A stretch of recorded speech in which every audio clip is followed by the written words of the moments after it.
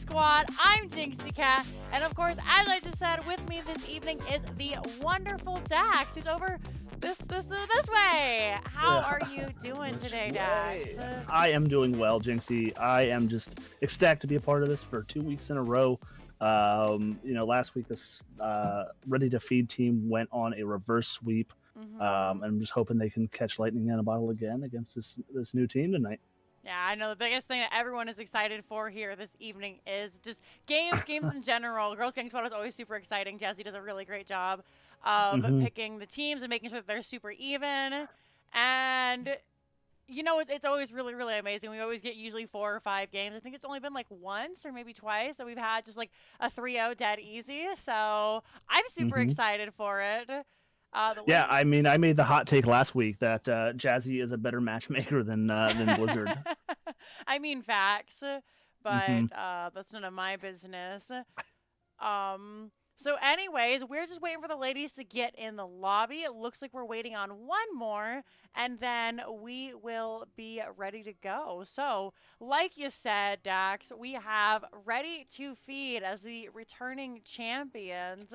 We got a lot of really good, really solid players on that team. I think that the biggest one was Snarfungus last week. Was kind of the unknown who nobody really knew who she was. She just joined recently. I believe she's part of Chili Mountain. So if you guys ever want to check that out, that's where she does her thing. You want to see more of her, but she came out, she put on a really great show, and she's back this week. So very excited to have them. Yeah, real good, fantastic tracer play. You know, kind of like you said, kind of the unknown. She had some supporters in the chat saying that her tracer is frightening. And I believe after going down 0-2, I think they said, you know what, let's just pick some comfort picks here. And then going into game 3, I mean, it took them. She got to play it 2 more times. I'm trying to remember. I think she went. I think it was 10 kills, 20 assists, and 2 deaths. I think in the next 2 games. It was really good. It was fantastic. And then you guys know all the rest of our players here. We've got some wonderful ladies. You saw them all on Twitter. I hope Breakwood, of course, breaking into CCL. We're wishing her all the best and giving her all the sending her all the positive vibes and resources we can, because she really deserves it. Lakefu, I agree. Always, of course. Wonderful. Myserysyn. Now, I don't personally know this lady, but last week she put on quite the show. So, yep, absolutely. And then Unicorn Toots on that spooky garage. Yeah. I don't. You know what? That's probably my go-to thought process here is that we might see the garage ban and the tracer ban here coming out of Tenshi's Angels. Yeah, so that's Rdy2Feed we were just talking about, by the way, guys. So I don't know if you mentioned Tenshi's Angel. Of course, Matenshi is on there. Y'all know where you love her. AliciaWins. Jazzy is playing. That's why I'm here instead of her this week. So I'll be Jazzy for this week. And then, of course, Cairu and Plasticinex. So, Daxx, do we get to see the white man? I hope so. I love a good white main. Especially on this map, you know, she's a very good defensive healer. But yeah, I mean, you have 2 great. Plastine plays the healer. I mean, Alicia plays, you know, all the healers as well. You know, Jazzy has, you know, she's a great solo laner. I know she's been playing just a massive amount and really falling in love with Leoric of late. But like just big hero pools for like both of these teams here, where I think it's going to be hard to kind of target ban anybody. Yeah, I mean it basically comes down to like I don't even think like the super meta picks get banned away anymore. It's just like what don't you want them to have, and then they're just going to excel on something else. It looks like Cairu says they're ready. Breakwood says they're ready. I don't know that. Whenever they want to take us in, we will hop into game number 1 in this best of 5 series. All right, they are going. So as soon as we hear that Braxis sound, we will. Yup, there it is. Head over to Braxis holdout. All right. So what do you like to see on this map? So my biggest curiosity is, will we get to see the Rexar? I know, like he's not as powerful as he usually is, or that he once was, I guess is probably the better way to say it. But still a very strong pick. You know, a really strong off lane can make or break a play on Braxis. So that's my vote. What about you, Daxx? So I know Jazzy plays a little bit of the Rexar, but Breakwood really did a great job last week carrying on that Thrall. But knowing that may come out, I know Jazzy was here casting with me last week, but really picking up on maybe that idea of having the Zul'jin in the off lane, just if she goes Malthael, even be able to outpoke Thrall as well.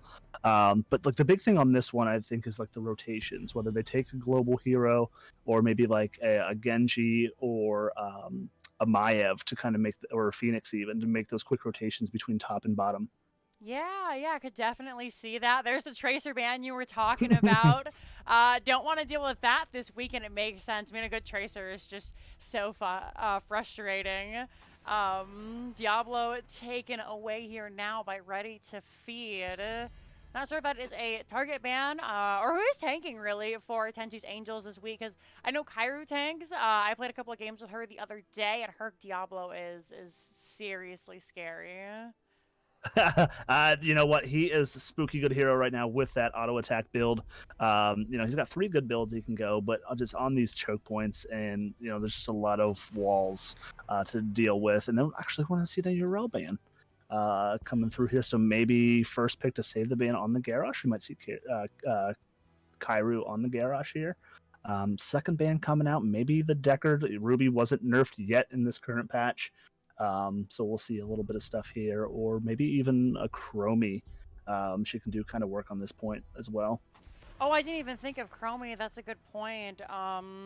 She did recently get buffed and then immediately got nerfed. Like the next packs are coming up on Tuesday. They're like, nope, that was too much. No, we done screwed up. We gotta take that one back. As we say it, she gets banned away. So first pick is Deckard. Go right ahead. Tell us about Deckard. You know what? Yeah, it's a great pickup on this one. Has a lot of sustain healing capabilities on this one. I mean, it's more so in the bot lane about having that sustain on that healing point. So we will see Lakefu grabbing that Tassadar, which was banned quite a bit from her last week, as well as Unicorn Toots picking up that Spoopy Gary. Makes sense. We called it, and there it is. That Tass, the walls, like you were saying, just ugh. I know Tassadar is really like in the top, like top 5 of heroes that most people don't want to play against. And Lunara, interesting here.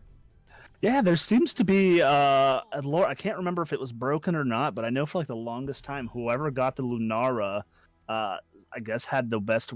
Like she was like the best winning hero. Whoever had the Lunara won the game. So I can't remember if that was broken or not. But then we'll see the tried and trusty and true the Johanna pickup here. Humbly, if I never play Johanna ever again, it'll be too soon. So mad respect to Kairu for picking that up. We're gonna see the Kael'thas taken out here. I feel like that's a sentiment that all tanks really kind of share, but she is really strong, especially being one of the few tanks that does have wave clear.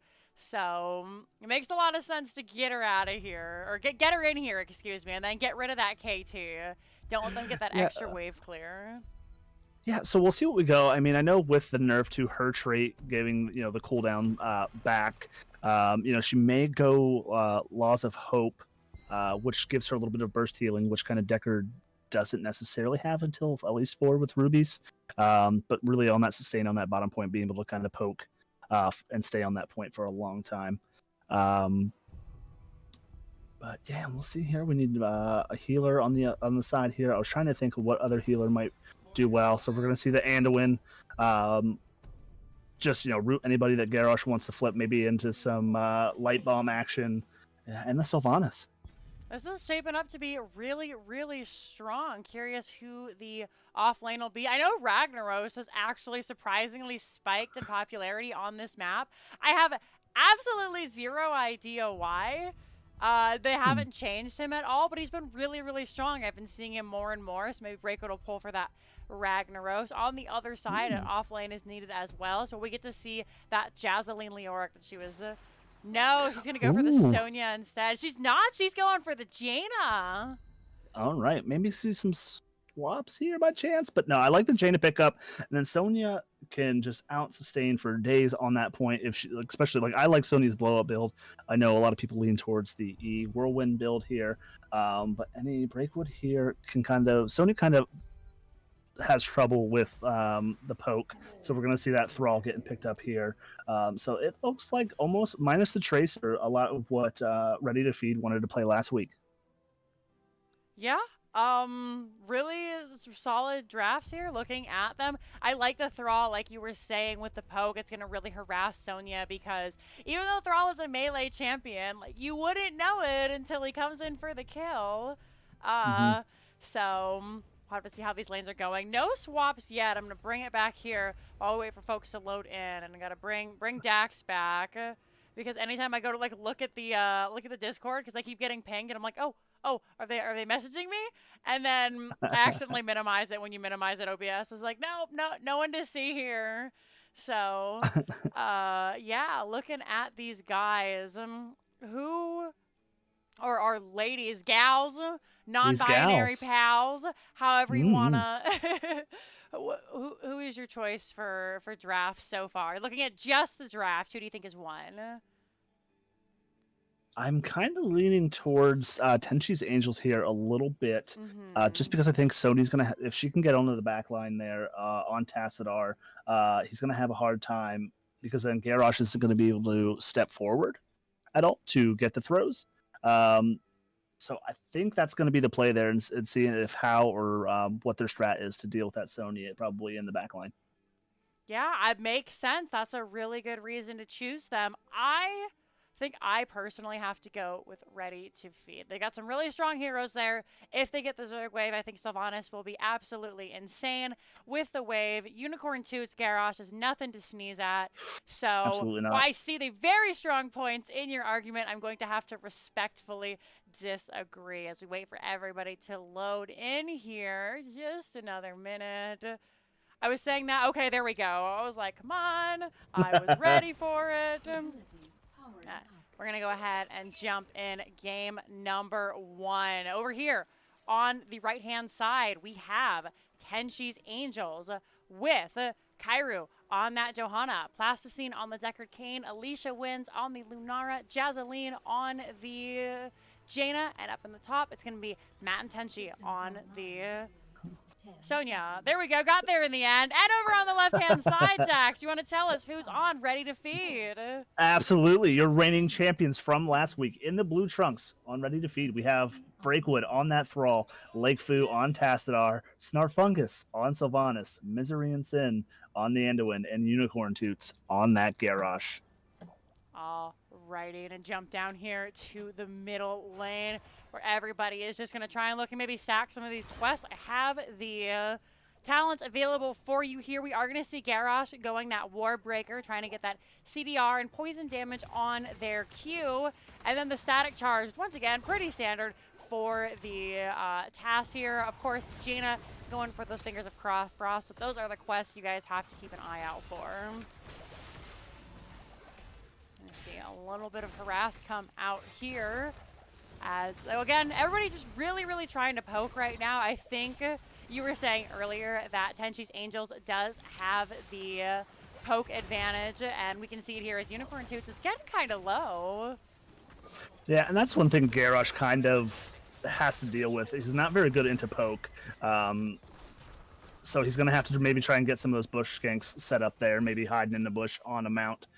Here to try and get these flips, but I mean, until 4 with rubies, but there's no way of really saving anybody that does get tossed by Unicorn there. So I think that's their only saving grace is the ruby here at 4, with just trying to land that and hopefully save them. It's a really solid plan. I hadn't even thought about that, actually. We're going to peep up to the top here in a second. Look at our most cool and attractive players, and I always like to say this because your offlane sacrifices screen time so you can have XP. It's Breakwood and Tenshi dueling it out here. And Tenshi's holding her own a little bit better than I Ooh, thought gonna they get Garrosh would. trying to get the Oh Yeet of Faith out there. And, And getting caught there a little bit under the towers there, getting maybe a little aggressive, try to get that toss there. But first blood going over to Tenshi's Angels. Still, unfortunately, even despite getting that Garrosh kill, they are going to have to hang out behind the wall. It looks like they're going to opt to grab their camp while Garrosh is dead. Nobody can contest over here. He's going to come back now as the cooldown is fairly low on the death timers right now. And Tass picking up the camp themselves. They're going to, you know, give them the old tickle beam eventually. That negative 20 armor, though, really coming to show. Lakefu taking a little bit of damage there. Nobody grabbing the point. Actually, I take that back. The point was just taken.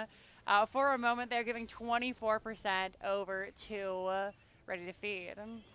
Yeah, absolutely. And something that goes kind of, at least in my opinion, kind of ignored on this map. And now I hate this map as much as I hate Gazlo, if anybody knows me. Unicorn 2's getting real low, but a great W coming out. Great heals coming through from Myserysyn on that Ando and going to sneak away and get that tap. But the camps on this map, I think, get a lot of, they don't get enough attention, and they play a huge part in this map.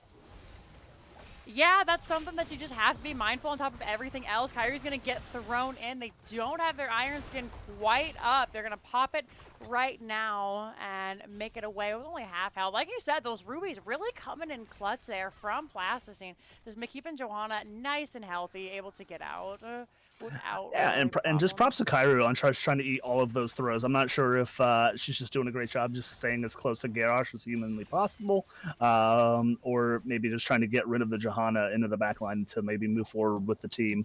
I mean, like I said, Sylvanas has the blink and has the light bomb, and then, you know, Tassadar can kind of poke from afar, so they do have somewhat dive if they wanted to. We might see a gank come out onto Breakwood, and unless they don't have anything, that is going to be Breakwood going down up here in the top lane. Successful gank by Tenshi's Angels. And yeah, just what you were saying, Johanna has been the age-old counter to Garrosh for, you know, as long as the hero has been released. It's really easy for Joe to just stand next to him, and if she gets thrown, she can Iron Skin and then just kind of like, like walk away. Yeah, just push. Oh, but she's going to get a little low trying to defend her team there a little bit from all that poke damage. So we're going to see Breakwood coming back and clear that camp a little bit, maybe rush to the point here, but we're going to see just a solid push coming out of Rdy2Feed down here for the solid defense, because this is where the enemy Zerg wave is going to be coming from. So get a little counter push action here. We're going to see a fight break out on the top lane up here. Plasti going to go down here in the bottom. Yeah, hopping up to the top. Walls are going to go down up in the top lane, like you were mentioning, a little bit of a skirmish. And it's tough for both teams right now. It seems like when one lane is succeeding, the other one is you know, maybe they're struggling a little bit. Like Breakwood got ganked, and then down in the bottom lane, we were able to pick off Johanna and then Plasti. And now we've got push coming down on the bottom, and Breakwood is stuck underneath tower. So really, you can just see the skill in these women as they understand where their strengths are, and when somebody is struggling a little bit, they can make up for it in other ways. It's really, really awesome. Absolutely. Breakwood getting a little low, but she's going to have tap there. But, I mean, that's just the power of having a really strong, dominant offlaner. I mean, last week, Breakwood was pulling 2 or 3 people. She's just out-dueling Sonya here. And Sonya may get knocked down here. Does she have the root? But she's going to spin the win on her. But she's going to get the Q off. And a couple of attacks, no. But we're going to swap back down here to the state fight. So Sonya is going to go down, as you guys saw on the screen. Tass did fall. Unicorn 2 looking quite low. Snarfungus taking a little bit of poke damage here. And overall, just an even trade, 1-for-1 in the different lanes. Everybody keeping on each other to try and poke it out where the beacon hasn't hardly moved in the last couple of minutes. They're really, really trying to grab these points. We're going to see Garrosh go in, and he's looking at Jazzy, gets the throw, but there comes the scroll of sealing. However, Jazzy's still so low. She's full of poison. A nice what a by clutch Plasti. potion. And now Unicorn Toots is trying to get out. She gets another throw, almost complete with that quest. Only 400 health. They're staying in. Snarfungus looking for the kill, but may give their own life. They go down as well. Cairu in the back, just harassing the healer and the support. Lakefu! Oh no, they grabbed the glow, but it's not going to be enough. That is going to be 2 for 1 going over to Tenshi's Angels. Wow, what a team fight there. And we're still sitting about we might see 10s come online for Tenshi's Angels here quickly. But yeah, we're trading on point up top again. We're going to see Breakwood win another trade versus that Sonya and forcing a member or two up to deal with her in the top lane to catch some of that soak. Both teams catching 10s here. And Breakwood just doing her team a service and just kind of making it an uneven fight down bottom. So much healing coming out and damage onto that Garrosh, but we're going to see not the Light Bomb, but we're going to see Holy World Salvation come out, trying to save the team and get some peel off here. The wall coming out, ring's going to come down. Great position by everybody. Myserysyn doing their best to try to get a root off, going to sneak out with a little bit of life. We're going to see Stay a While and Listen come out onto the point, but Breakwood's getting the rotation down here. AliciaWins trying to leap to get herself out of there. Not going to happen. Snarfungus really low, but going to get that healing from Myserysyn, and 2 for 1 trade in favor of Rdy2Feed. Really well done by everybody here. It looks like this was a more successful team fight for Rdy2Feed coming out. We're going to see Lakefu get a little bit of push there with the Lunara and the Jaina going down. Was really, really difficult early on there. Great kiting, though, by Cairu there, keeping both Garrosh and Anduin busy, and that's what allowed the team members of Rdy2Feed to get picked off. Unicorn Toots having to use that Indomitable to get away, but Blessed Shield comes out, and Cairu isn't done yet. Garrosh is taking so much damage from that Jaina. They've opted for the Decimate. This is actually a battle Garrosh we have here now, and Lunara is going to fall. Though the armor of Garrosh just a little bit too much, and that's one of the sneaky Garrosh plays. Plasticinex gonna get thrown here. The fight isn't over just yet, and Lakefu being completely ignored. That is going to be CairuCan going down. Another 2 for nothing going over Rdy2Feed. Yeah, absolutely. I mean, into a Garrosh, I mean, like I said, it could have been an option on the Decker to maybe go armor reduction, but yeah, there's that trade of his, and just he's so deceptively tanky. You know, you get him so low and he becomes the raid boss. And kind of like the Cho'Gall scenario where everyone just kind of target focuses him and you stop worrying about everybody else. But we're going to see both teams rotate and try and clear off this Zerg wave a little bit here. Going to be a little bit of a difficult push because despite all their bluster in team fights, Rdy2Feed doesn't have a whole heck of a lot of wave clear. We see up here with the Jaina, with the Sonya and the Lunara, who she did opt for that Nature's Calling at level 4, so a lot of really strong late wave clear coming out here. But it looks like they're going to leave Taz to clean it up as both teams finish roughly the same time. And now Stay Wild and Listen going to come out, hitting Snarfungus. Lunara jumps up, but an excellent leap of faith saves her life. And it's one of those everybody panic are kind of fights and nobody dies. Well played by both teams. Yeah, absolutely. And then just Breakwood, just doing Breakwood things up here in the top lane. You know, 1v4 with the Zerg wave, just minding her own business, allowing her team, like you said, not really drafting the wave clear, but if you know, you don't have to worry about wave clear if the whole enemy team is dead. But really just giving her team the best advantage they can throughout this map. That's a fair point. We're going to see the teams rotate lanes now. Thrall down with Sonya in the bottom here, and that's usually because the bottom fort, has been taken, and so to give the 4-man a little bit of a better chance and maybe allow the 4-man of the winning team here to try and or the team that's ahead right now. They're not necessarily winning, but they're ahead in buildings. See if they can't push more without jumping up too much. So, again, that wave clear is so insane. That camp just came up, and now it doesn't even really get a whole lot of value before the members of Tenshi's Angels are able to just clean that up nice and easy. All right, just trying to get some sidewalls down here in the bottom. Breakwood's just going to do her best to clear this camp. We're probably going to see Sonya go back and maybe get a tap there on the bottom. But we may see a team fight break out here in the top lane. Sonya is Hearthing, so she could be in the top lane if they were ready to make something happen. Objective isn't up yet.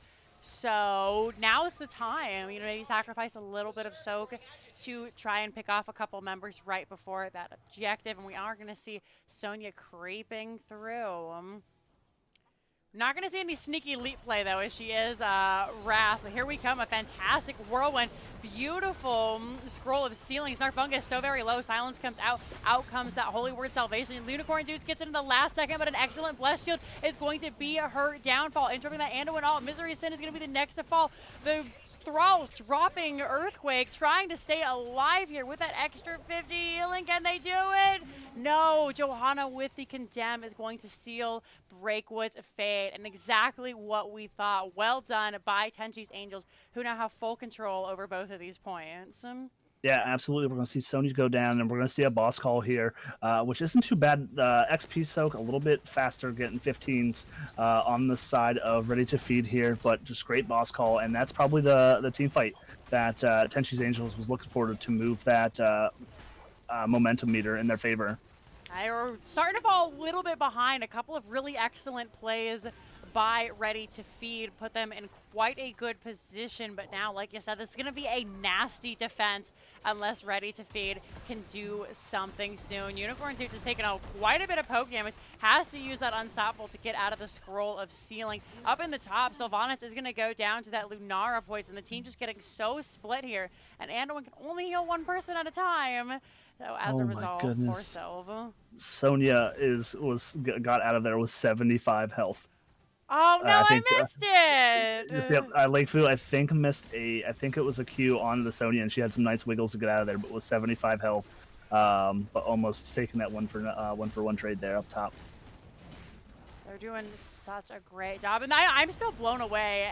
This can go either way. Nice throw there by Unicorn too. Out comes those hammers from Johanna, just trying to get a little bit of extra damage. Boss will grab this bottom fort, but I don't think it's going to get much else other than that, as all members of Rdy2Feed do finally push it down, and now this is the opportunity for them to fight. But right before 16, both teams in the same area. Plasticine alone with Breakwood. Here comes Jazzalene. Earthquake having to be dropped very early. Silence comes out, hitting all three members. AliciaWins, the only one not slipped. An great interrupt on Stay Wild and Listen there. Johanna shutting down with the Blessed Shield. Out comes the Ring of Frost, hitting two members. Now the teams are still fighting. Unicorn is so very low. She gets caught in the blizzard, but there comes that Divine Star Salvation, protecting them from taking any more poison damage. And everybody hit there are. Sonya will fall. Decker does fall. Fantastic throw, like you were saying. And once again, excellent team fight by Rdy2Feed. Another 2 for nothing. Great concentration coming out from Myserysyn on that Anduin. Like I said, it's just a ton of healing. I mean, Deckard with the Ruby Potions just out healing Anduin, but just the key heals at the right time coming out there. It's just spot on, keeping her team just topped off enough to stay alive there. I had to find the healing, but we got there in the end. So if you guys want to take a look at these healing numbers down here in the bottom, Anduin with the 52k, but like you said, Daxx, 72 for Plasticine on that Decker, just keeping everybody alive. Those rubies, I mean, it's getting nerfed on Tuesday, and we can definitely see why, because half the time these tanks go into fights and they have more health than when they started. Out comes the throw there from Unicorn too. So they have that level 16 now with that Earthshaker, which does allow stun anytime you throw. And that's stunning everybody in the area. So like we just saw there, it makes for an excellent interrupt on a team fight. Great disengage. All right, and we're going to see that cam push bottom here, so we can have Rdy2Feed. Ignoring that a little bit, we're going to see the root coming out. Sonya not being able to spin to win, but we're going to see the Stay a While and Listen come out. We're going to see the Wailing Arrow coming out. Silence on the Johanna not being able to do much, but she is eventually able to pop that D and walk away. But we're going to see the Sonya down. We're going to see the Ring come down, but not hitting anybody. But Plastic getting reload, getting the stun out. Breakwood have to peel off a little bit from that poison damage. Cairu still on the way out with around 500 health. And great pokes coming out, and great job from the healers kind of keeping their teams topped off here. Tenshi going down in that team fight, but really well done. We didn't even have to see the salvation. Anduin just using that Divine Star, hitting 4 and 5 members every single time, keeping everybody topped up. And then, of course, Blasty just chucking those potions left and right. I'm sure a Q finger must be breaking at this point. the Tom Brady of throwing potions out here. Like the skill shots. There's times where you're out, your teammate dies as the potion lands on their body, but the timing is great. Unicorn getting a little slow, popping that indomitable, but that slow poison damage just doing a lot of the work. That root coming out on Tenshi to keep Sonya off of her while she was running away there. And it is going to be Johanna who falls there. Just Tassadar. Lakefu positioning so well, but maybe not. Gets thrown away by that into the fray, or out of the fray in this case. Just everybody here comes Breakwood. Like, it was a 5v4 that whole time. She was down clearing the bot wave and capping bottom. So just great job from Rdy2Feed, not getting out of position and winning that down 4v5. It just goes to show, how great they are. I can't stress enough. This is always my favorite event whenever I get to come by and cast or play, because the players here are just so strong. Like, you thought in-houses were cool? You thought that was fun? This is the place to be. Oh, no, we're going to see Plasty get kind of caught off guard. The root going to come out, but Stay a While Unless is going to halt some of that, but the flip's going to come out on the Plasty. AliciaWins. Oh, we're going to see the Salvation coming out, stopping all of that damage. But AliciaWins trying to get some leap damage out of there. But we're going to see Jazzy go down as well. But Tenshi just having no CC to deal with her on that spin to win. Lakefu getting real low, and then that's going to be her downfall as well. 4 members down on the side of Tenshi's Angels, and we're going to see a boss call here, and we'll see if maybe a core call with the objective. Really, really great lane clear here from Rdy2Feed with Snarfungus on that Sylvanas. You can just shut down that keep, which is exactly where this boss is heading, no matter which lane it goes to. They also have those beacons on lock, 78%. I don't think anybody from Tenshi's Angels aside Johanna is going to be up enough to stop that. So, yep, there it is. This is Zerg and the boss. It's going to have to be a really insane play for Tenshi's Angels if they want to stay in this fight. They're saving grace, though. However, is the Zerg wave is pushing with the boss. So the boss is going to get damaged by the Zerg wave. A little bit of damage going to come out, and it's going to allow Tenshi's Angels to head up here, clear out this Zerg wave in the lane, and they might lose both their keeps and have a totally naked core, but they could still potentially win this. Yeah, they are meeting this wave up pretty far, and I think they have enough wave clear between Lunara with the extra wave clear and Jazzy on Jaina here that they will probably just lose the wall here bottom. But again, they're pushing hard with this boss up top. 20's online. They're going to have to take this fight down 20. And like I said, any picks, this may be the end of game 1.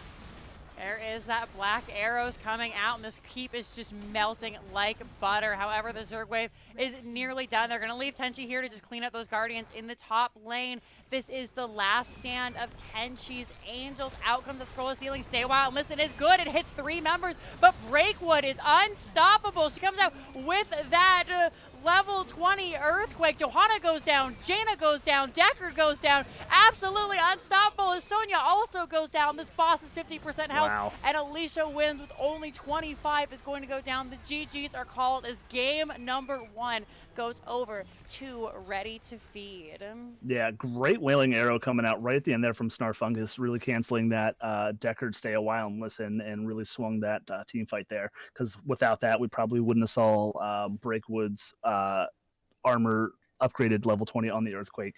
But fantastic job from both teams there. What a team fight. I saw in chat, anyone else holding their breath from McPerps? Absolutely. That's why I let Jinxie do all of the talking, because I literally am holding my breath through all of these matches.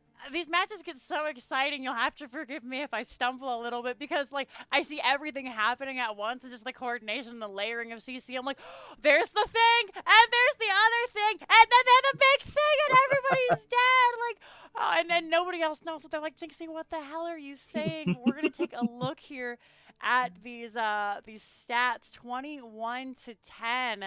The lane pressure, I think, really was in favor of Tenshi's Angels in the early game, and then just overall they had the better wave clear, but I think the team fight might have just been a little bit better for Rdy2Feed, and as such we can see it there again, 21 to 10. they did a pretty good job of playing to their strengths, which is killing people. Yeah, absolutely, and props to you. You know, picking the defending champs for the team, let the the better comp there. But Breakwood, 15, almost just shy of 16,000 damage soaked against that Sonya's just under 10. So just doing a great job, holding her own in that off lane and applying what you said earlier, that XP. They're not on screen, they don't get all of the highlights, but they do a lot of cool stuff to enable their team, and then that's what I enjoy about playing in the solo lane as well. Like a double soak, Zool, any map, I love it. Like just enable my friends. You go do the fun stuff. I will attack these minions, and I will watch the highlights later of you guys doing the cool stuff. Have you seen that meme? And it's the Squidward meme and SpongeBob and Patrick are outside running and playing, and it's like you sitting on the point on Volskaya Foundry while your team gets to push and team fight. And I feel like it's always the solo lane, and I feel bad for him. It is, and I'm usually Blaze. I love Blaze on Volskaya, and it's just me sitting on a mount in my beefy armor, and my friends are pushing down bots, stealing turrets, doing all the fun stuff, and just out there doing Arthas's work on the point, really helping the team and picking the robot and then walking it in lane. Like they're not even good enough to come back to hop in it. Like you have to walk it to them. Right. Just like, all right, guys. All right. I'll and then cue up with the tuba music. Yeah, absolutely. I'll bring the car around. Yeah. All right, before we get too crazy, the map has been picked for the ladies here, but I just want to talk about the talents really quick, since the end got so explosive we didn't really get to talk about their 13s and 16s, and unfortunately we only got level 20 for one team to look at, but we can take a look at those again. The Earthen Shields coming out for Thrall, Bolt for Snarfungus. I don't know if we got to see that used, but always a great escape tool. And then the Light of Stormwind. This is usually a lot of folks end up going for that Glyph of Faith for the 2 charges of Leap of Faith, but it really, really worked well for them, especially even just picking the Holy Word Salvation. We usually see Light Bomb, but this time around, I 100% think that was the right pick. So excellent plays by Myserysyn. Yeah, I mean, like you said, going into that Deckard, into that Johanna, I mean, the invulnerability really is key there. I mean, that's why a lot of people like to play double support with the Uther, the hard carry Greymane, or the Vala. But what I like about this game is last week it took them like 2 games for Rdy2Feed to kind of turn on, get comfortable with each other to play. And this game, they came out and, props to them. I mean, look, you stare down I've had like the pleasure of playing with a bunch of these ladies, and it's even being on their team, it's frightening at times recognizing some of these names, but yeah, it's just great all around communication, I think, coming out from Rdy2Feed there. All right, I'm going to bring it back to us. We've been invited to a lobby, and I like to show you, the pretty screens, as opposed to just, like, the lobby and, like, waiting for everyone to get in. So, oh, thank you, Sylvie. Is it Sylvie or Sylvahe? I've heard it both ways, and I know you always get excited when I say it. So I want to 100% make sure that I'm saying right. And yeah, Daxx, he looks so handsome in his flower shirt. Sylvie, okay. That's what I thought. Hey, you got the extra Y. You got to put, that's how that comes out. There you go. Hey, alrighty. You feel under rest. No, thank you. Yeah, I saw you guys trying to get the shout outs. I think it's just !X or SO and then our names. And we're going to go ahead. We'll do a little bit at the end. So if you're enjoying this, first of all, thanks, guys, for thinking about shouting us out. And then second of all, we'll go through at the end so you guys know where all to find us if you're having a good time. And if you're having a good time, please support Jazzalene, support Girls Gank Squad. They do this every single Friday. I'm going to let them know that we are ready. But Jazzy puts like 100% of the work into this. Like, I'm just here. Like maybe like 99.99% work, and then like, we'll show up and then just shout about all the amazing things that she's doing. She's playing tonight instead of casting. That's why I'm here, as opposed to her. I'm letting them know that we're ready. We see ready for Rdy2Feed is good to go. So it looks like we're just waiting on Tenshi's Angels, and they say that they are ready, so they're gonna go ahead and go. You know, it's like one of those things, like Jazzy, like you just watch the other kids play in your sandbox, and then once in a while, you got to step back into that sandbox and teach these kids how to play. Hopping over, we are going to Battlefield of Eternity, as I'm sure you guys all heard that. I'm trying to read chat and respond and like do all the options at once, and so sometimes my brain is like, "What's this place called?" Like, oh, and there it is. They're gonna say, nope. We let you have it one time, Unicorn. Yep, beat us with something else. But yep, we go from the worst map in the game to, in my opinion, one of the best maps in the game here. I absolutely adore this map. You can kind of build it two ways. You can go, the all-out burn race, or you can go the team fight side of things. And I'm just curious on how these drafts are going to shake out. I always like the team fight, and the simple reason because I think you said it best earlier. You can't burn if you're dead. And then, sometimes you get so stuck in your head, you're like, we need to burn the Immortal. And so you draft, like, Raynor, Greymane, Vala, Artanis, Tyrande, and then that's your draft. And then you get kind of bullied by, like, a KTZ garage. Yeah, and then you're kind of left, like, with that question, like, how do we actually win this game if if we're dead? So we're going to see the Chromie come out here. We're going to see the Vala ban, which is, a perfectly good map ban here, and that Tracer. So that's two target bans here coming out towards Rdy2Feed. And then Jazzy picking up that Chromie. Really deadly. She can poke from really far away and just get a ton of that damage coming out from that new W talent if that's the build she goes.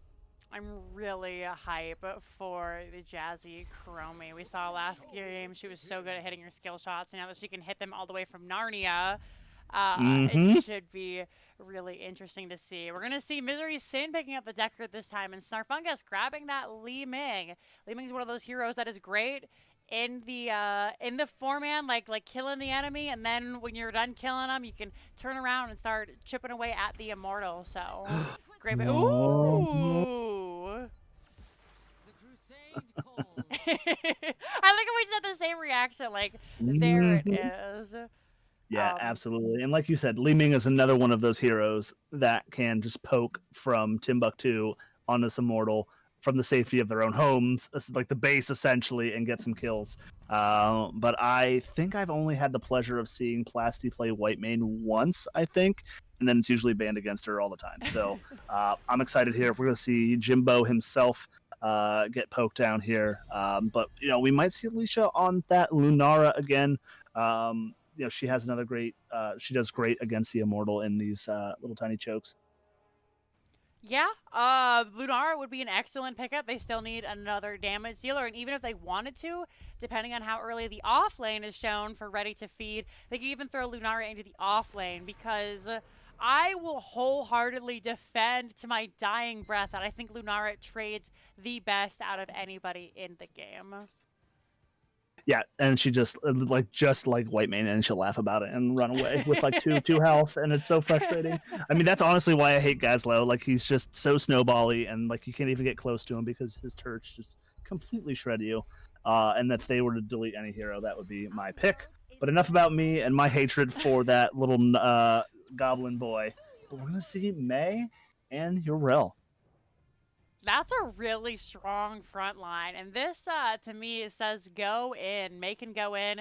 And even if they don't want to, even if, the team needs to hang back a little bit, you can slide in with the icing and then go throw them the snowball, send all your team, into the Immortal stun. So really strong pickup there by Unicorn, too. Yeah, they're going to be really beefy, and there's that Lunara. But I think with the Deckard here, I mean, Yrel's got self-sustained, Mei has self-sustained. We're going to see Deckard with those rubies. I just don't know. I'm just having a hard time thinking just how Tenshi's Angels are going to secure kills here. They can potentially pick them off with the Lunara ultimate at 20. That's a really good finisher. The slow is insane.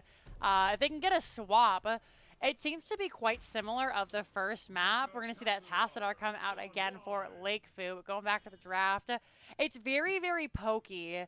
And I think this does a little bit better on Battlefield of Eternity than it does Brax's, because the objective is something you can chip out a little bit more than you can with Braxis, you know? You guys might hear my dogs go bananas. Somebody is at the door. Oh, so no. if you do, then please forgive me. But looking at this, we'll hop back over here for just a moment. I think I am going to give it to Tenshi's Angels this time just because, like I said, I think the poke comp does a little bit better on Battlefield of Eternity. Yeah, it's one of those ones where both teams kind of want to do their own thing. Like, I mean, Tenshi's Angels have the defensive comp. They have the race. I like the race better. But with Yrel and Mei, two dive heroes, with Li Ming who can get in there as well, and then Deckard with the Ruby potions. But that's where kind of White Mane shines and is in these defensive fights. Once she gets 10, she takes the damage ult, and then she just laughs her way to victory. So this is tough. I think this is going to be a toss up, and I think it all comes down to Plasti on this White Mane. This is going to be my key to the victory here. Well, then we can already secure it, as Plasticine is an insane White Mane. But again, like you said, I agree. I think it's a toss-up. It's going to come down to the burden of execution on both teams. And look at that taunt as we hop into game number 2 in our best of 5 series. We're going to have Plasticine on the White Mane. AliciaWins once again will be that Lunara. Cairu will be Johanna. Jazzalene rocking the Chromie. And then up here in the top lane, it is going to be Matenshi on that Artanis. This is Tenshi's Angels. All right, and for Rdy2Feed, we have Lakefu on that Tassadar again, Unicorn Toots on the Mei, Breakwood on the Yrel, Snarfungus picked up Li Ming this time, and Myserysyn on the Deckard. Oh no, poor Plasti has the big pings. Lakefu's going to take a ton of damage coming out here, and Unicorn Toots doing exactly the same. Chromie already getting her money's worth, going in, harassing these other heroes. I mean, everybody's chipped away except for Deckard, who's hanging out in the back at 10 armor. He's just doing his thing, minding his own business, just throwing out Capri Suns for all of his children just to kind of sip up on the way back from school. The first time that I heard floor juice, just you said Capri Suns. Yeah. I had no idea that we were calling that like right after Ruby was buffed. And I was playing a game with some of my friends, and they're like, it's okay, floor juice will save us. And I was like, what is floor juice? But it's Deckard being OP and carrying the team. Look at them. They're already all back to full health. Up here in the top lane, our coolest and attractivest most players, Breakwood and Tenshi. The Yrel Artanis does not connect on the swap. Doesn't even toss it out, it looks like here. Just, oh, there it is. A couple of pings coming out on to Breakwood. But she is just absolutely not having it. Both girls just harassing as much as they can. Yeah, it's personal in that top lane for sure. They're ready for round 2. They said, all right, it was pretty close last time. We have a score to settle. Yep, absolutely. And we're going to see a ton of siege damage coming out here. Li Ming, like you said, can poke from forever away. And Tassadar, not too bad themselves, but we'll see if Alicia can get on this Lakefu on that Tassadar, because he's kind of staying still here a little bit. But root of the root coming out from Deckard there, kind of getting a little bit low. Nice blink from Snarfungus. I wanted to point out as we see several members going back to base. Deckard has no mana, healing up all that Chromie poke. So this bottom camp should head over to the side of Tenshi's Angels. But I wanted to commend her for the nice blink out of the Chromie, because so many people just run straight away from Chromie and then they die. So really, really well done. While we're waiting for this Immortal to get his butt here, let's take a look at some of these talents. Anything catching your eye? Anything spicy right now? We do have that deep breathing from Jazzalene here. That was the buffed talent for Chromie, and already sitting at 15 out of 20 stacks. Yeah, and it's only going to get worse. Like I said, in this pit, there's not much to hit. No minions, not a lot of wiggle room. You kind of get stuck between the rock and the hard place. And we're going to see Li Ming get the first reset there, but we're going to get the trade on Jazzy getting that completion done. But I will say the one that did pop up to me is Unwavering Faith on the white main, boosting the basic attack damage. She's going to allow her to get some extra damage done on this Immortal, and I love that pickup.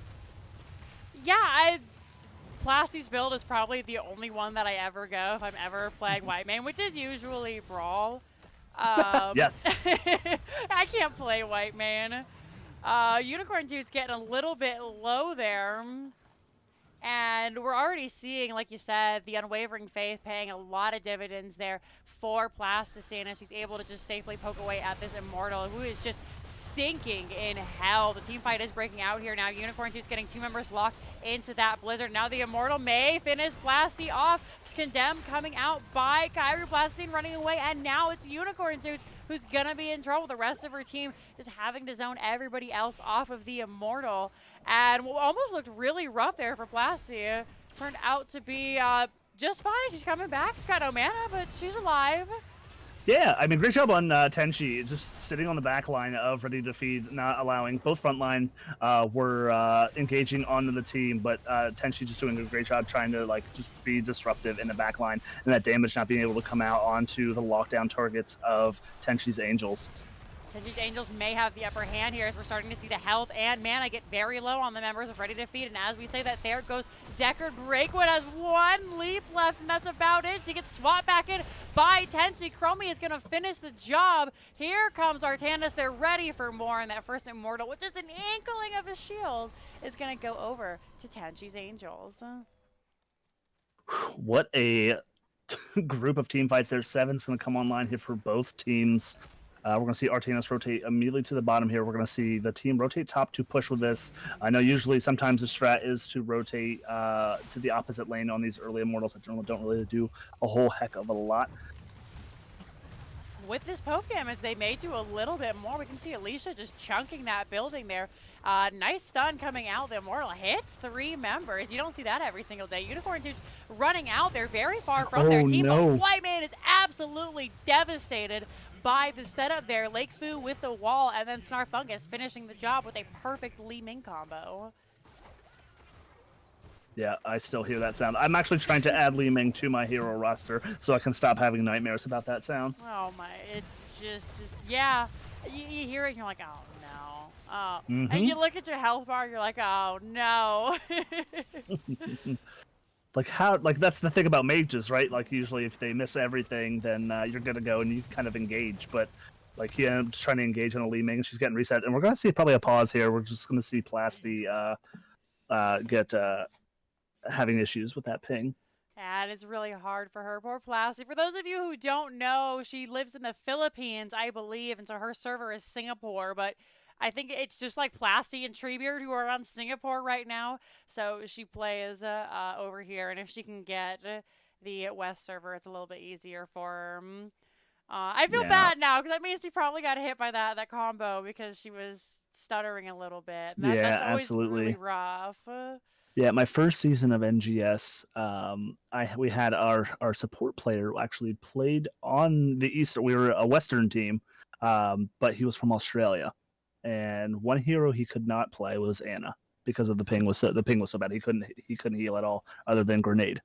So we didn't even try and run any Ana comps. Makes sense. I know a lot of the folks who play over here on NA when they're not from the U.S. or Canada. They're like none of them play Ana. They're just like, sorry, I can't. Plasticine actually does, and she does it well, which is really incredible. I know she won't play it if we're on the central server and not the Western server. I keep wanting to call it the North American server, but thanks. I think that's what Liz. they call it in World of Warcraft, right? Yeah, I think that's what it's. I think that's what it is in WoW, I believe, right? I haven't played too much WoW. It's nothing really uniform. All right, so it looks like Plasty is back. We'll have just another minute here. For those of you guys who are just now joining us, and if this is your first time at Girls Gank Squad, hello, welcome. We're in game 2 in our best of 5, and all these wonderful ladies are here to just put on an excellent show match for you guys. Have some fun.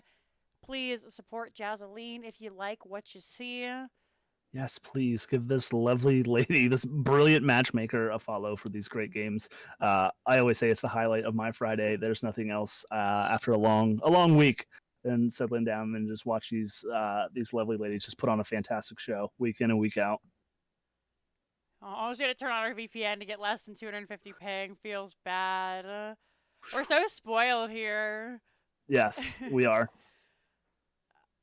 All right, they're ready. They asked if we're ready, but we can't type, so luckily we are. We're going to hop back into the game. When we last left off, Tenshi's Angels were trying to defend against Rdy2Feed, and they're doing a pretty good job. They've only lost one tower so far. Really well done considering there was an Immortal up here, but you never would have known, as the Chromie and Lunara damage just devastates non-heroes and heroes, but non-heroes especially.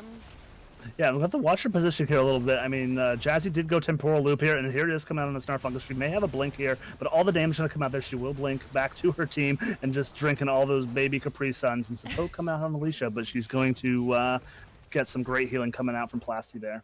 Everyone's a bruiser if you have Ruby up. That's true. You said that in a match once, and it was so funny. Every time I see Deckard, I think it now. It's so gross. Like, especially in a brawl. Like, everyone, it's 5v5, and, like, main tank Deckard. You take that power spike at 16 with a stun on the auto attacks, and, like, you just, yeah, everyone just points and, like, oh, look, get the healer. And then, like, you get 30 potions, and they're all healing for, like, 90% of a normal queue. We are going to see that Immortal come back up once again. We have reached level 8 for Tenshi's Angel, so Chromie is going to opt for that Temporal Loop, pulling folks back out of her, back into her spells, which is just devastating. No cleanse on the side of Rdy2Feed, so this is going to be a hard one. However, White Man exploded once again by Snarfungus, leaving reset. Deckard going to grab that Artanis there, and now it is Rdy2Feed's turn to become offensive. All right, and we're going to see rotate up, get 10s for the rest of the team here, and try and maybe race this with everybody back up at halftime. We do have level 10s available for both teams now. We're taking a look. Ice Wall for the May. Not sure if that was the choice because they're still banned in GGS, the Avalanche, or if she thought that was the best one here. I mean, Ice Wall's still an insane ultimate. A nice whip onto Breakwood, but it's Urel. Yeah, she's going to leap, and then to follow up there, we're going to see Cairu getting close. Lakefu's going to come back on that Temporal Loop. All the healing coming out onto Lakefu. The Space Laser coming out. She's going to be able to get the wiggles out of there. Snarfungus just trying to poke and get some space for her teammates. But yes, Avalanche is still currently banned just for the sake of consistency in all of these games. Oh my gosh, all the poke come out. Breakwood just trying to be all disruptive, but she's going to get that Chromie Q out of there. And a great defense coming out on the side of Tenshi's Angels. Stays a little bit too long. She didn't have the Ardent Defender up, and as such pays the price. Lakefu might do the same if they're not careful sitting in that little bush there. White Man going to use that Divine Reckoning to keep her team healed up. She's taking so much damage, very low on health. Snarfungus. Oh no, she didn't get the reset. Oh my gosh, she didn't get the reset. I think she was trying to get the reset in there on that. She did go Calamity, but she is going to be able to steal a kill there, and it will be a 3-for-1 trade in favor of Rdy2Feed. They are doing such a great job. In these close quarters Immortal fights, it's so hard for those pokey heroes to just try and do their damage safely, especially with Breakwood jumping on top of the entire game. When we saw her there, she eventually did fall, but Chromie, Lunara, White Man are all having such a hard time trying to keep her off, and Karu trying to defend up in the top so her and Artanis don't get eaten. It's just been a really well-executed pincher by Rdy2Feed. Yeah, and Tenshi trying to grab the swap there, maybe try and get a pick. But they're going to grab this camp, maybe try and get a little extra lane pressure in that top lane since it's going to go bottom. We may see a counter push here. I mean, they have, the fort's maybe just gone, and that looks like, oh, Unicorn Tooth's maybe getting a little low there. Managed to get the temporal loop back, popping that trait to escape that, but she's going to get chased down by AliciaWins on that. We're going to get to see the swap coming out onto Breakwood. Is she going to be able to get away? So, trading one for nothing there, I guess, with Unicorns being able to get away. The absolute greed there. I can't believe Unicorn Toots live. That's not supposed to be a play. You're supposed to be able to live after making. But very, very well done. Nice support there from Breakwood. Again, if anybody's out there and needs, an amazing person for CCL, I know a name, and it's Breakwood. Yeah, if just zoom in and out on that hero there. But we're going to see the wall coming down here. We're going to see the double root come out onto Jazzy and Plasti from the Immortal, but that thing's going to get cleared out here. We're going to see Lakefu. I mean, just the space laser coming out to kind of disrupt her a little bit. We're going to see her pop Archon just trying to auto attack. We're going to see Plasti get the reset here coming out on the Snarfungus. She's going to be able to blink out of there, and we may see this keep go down here. Keep isn't looking too solid up here in the top lane. Remember, they're dueling it out. Tenshi and Breakwood roughly the same in health. Potentially looks like she's going to come back. Defender friends. Karu comes out. They got the Blessed Shield. It looks really good. Snarfungus and Myserysyn is very low. But they're just going to be able to back off. Unicorn Toots with the peel. Absolutely insane. They want the keep. We're going to see Breakwood rotate down here. Okay, they did get the keep. They wanted that keep. So she's going to rotate back up to the top lane and try and get that pushed out as well. Looks like camps are now going to be the name of the game here. And this has just been a really dominant series for Rdy2Feed so far. They're on top of what they need to do.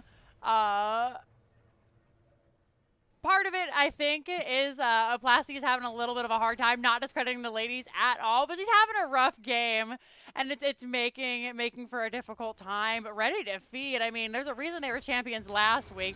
Breakwood coming in, having to pop that Ardent Defender really early, and really well done. Oh, and then here comes another Lornado. Now, that was something we did comment last week. You don't see Lornado too often, but she does a great job with just try the placement on those, but maybe go in the opposite favor. We're going to get one reset there, but a lot of poking coming out. Snarfungus going to get the poison damage. Is she not going to be able to get out of there? We're going to see a Q coming out for the Deckard, and Kairu really low, trying to get out. Pop the Unstoppable, getting the shield and the armor. Tenshi's going to come in here, maybe try and get some peel, and looks like Kairu will get out of there. Guys, pick a side. Chromie is still running for her life. Does finally go down. We had the fight, all throughout this wall here. An awkward place to fight. Really capitalizing on the AoE damage that Rdy2Feed had there. They did manage to grab Lakefu, though. And especially being down 16s, that really well done for Tenshi's Angels. They're just going to try and get back into this game. Yeah, not a bad, like I said, not a bad trade. I mean, it wasn't the greatest, but like you said, being down 16s, worse could have happened, and we're going to be able to see maybe a team fight here at halftime. I'll have to be careful. 16 isn't online yet for Tenshi's Angels, but they may need to make something happen. The Immortal will go to this top lane, so not a whole lot to worry about for this bottom lane, as all the camps have been picked up and disposed of at this point.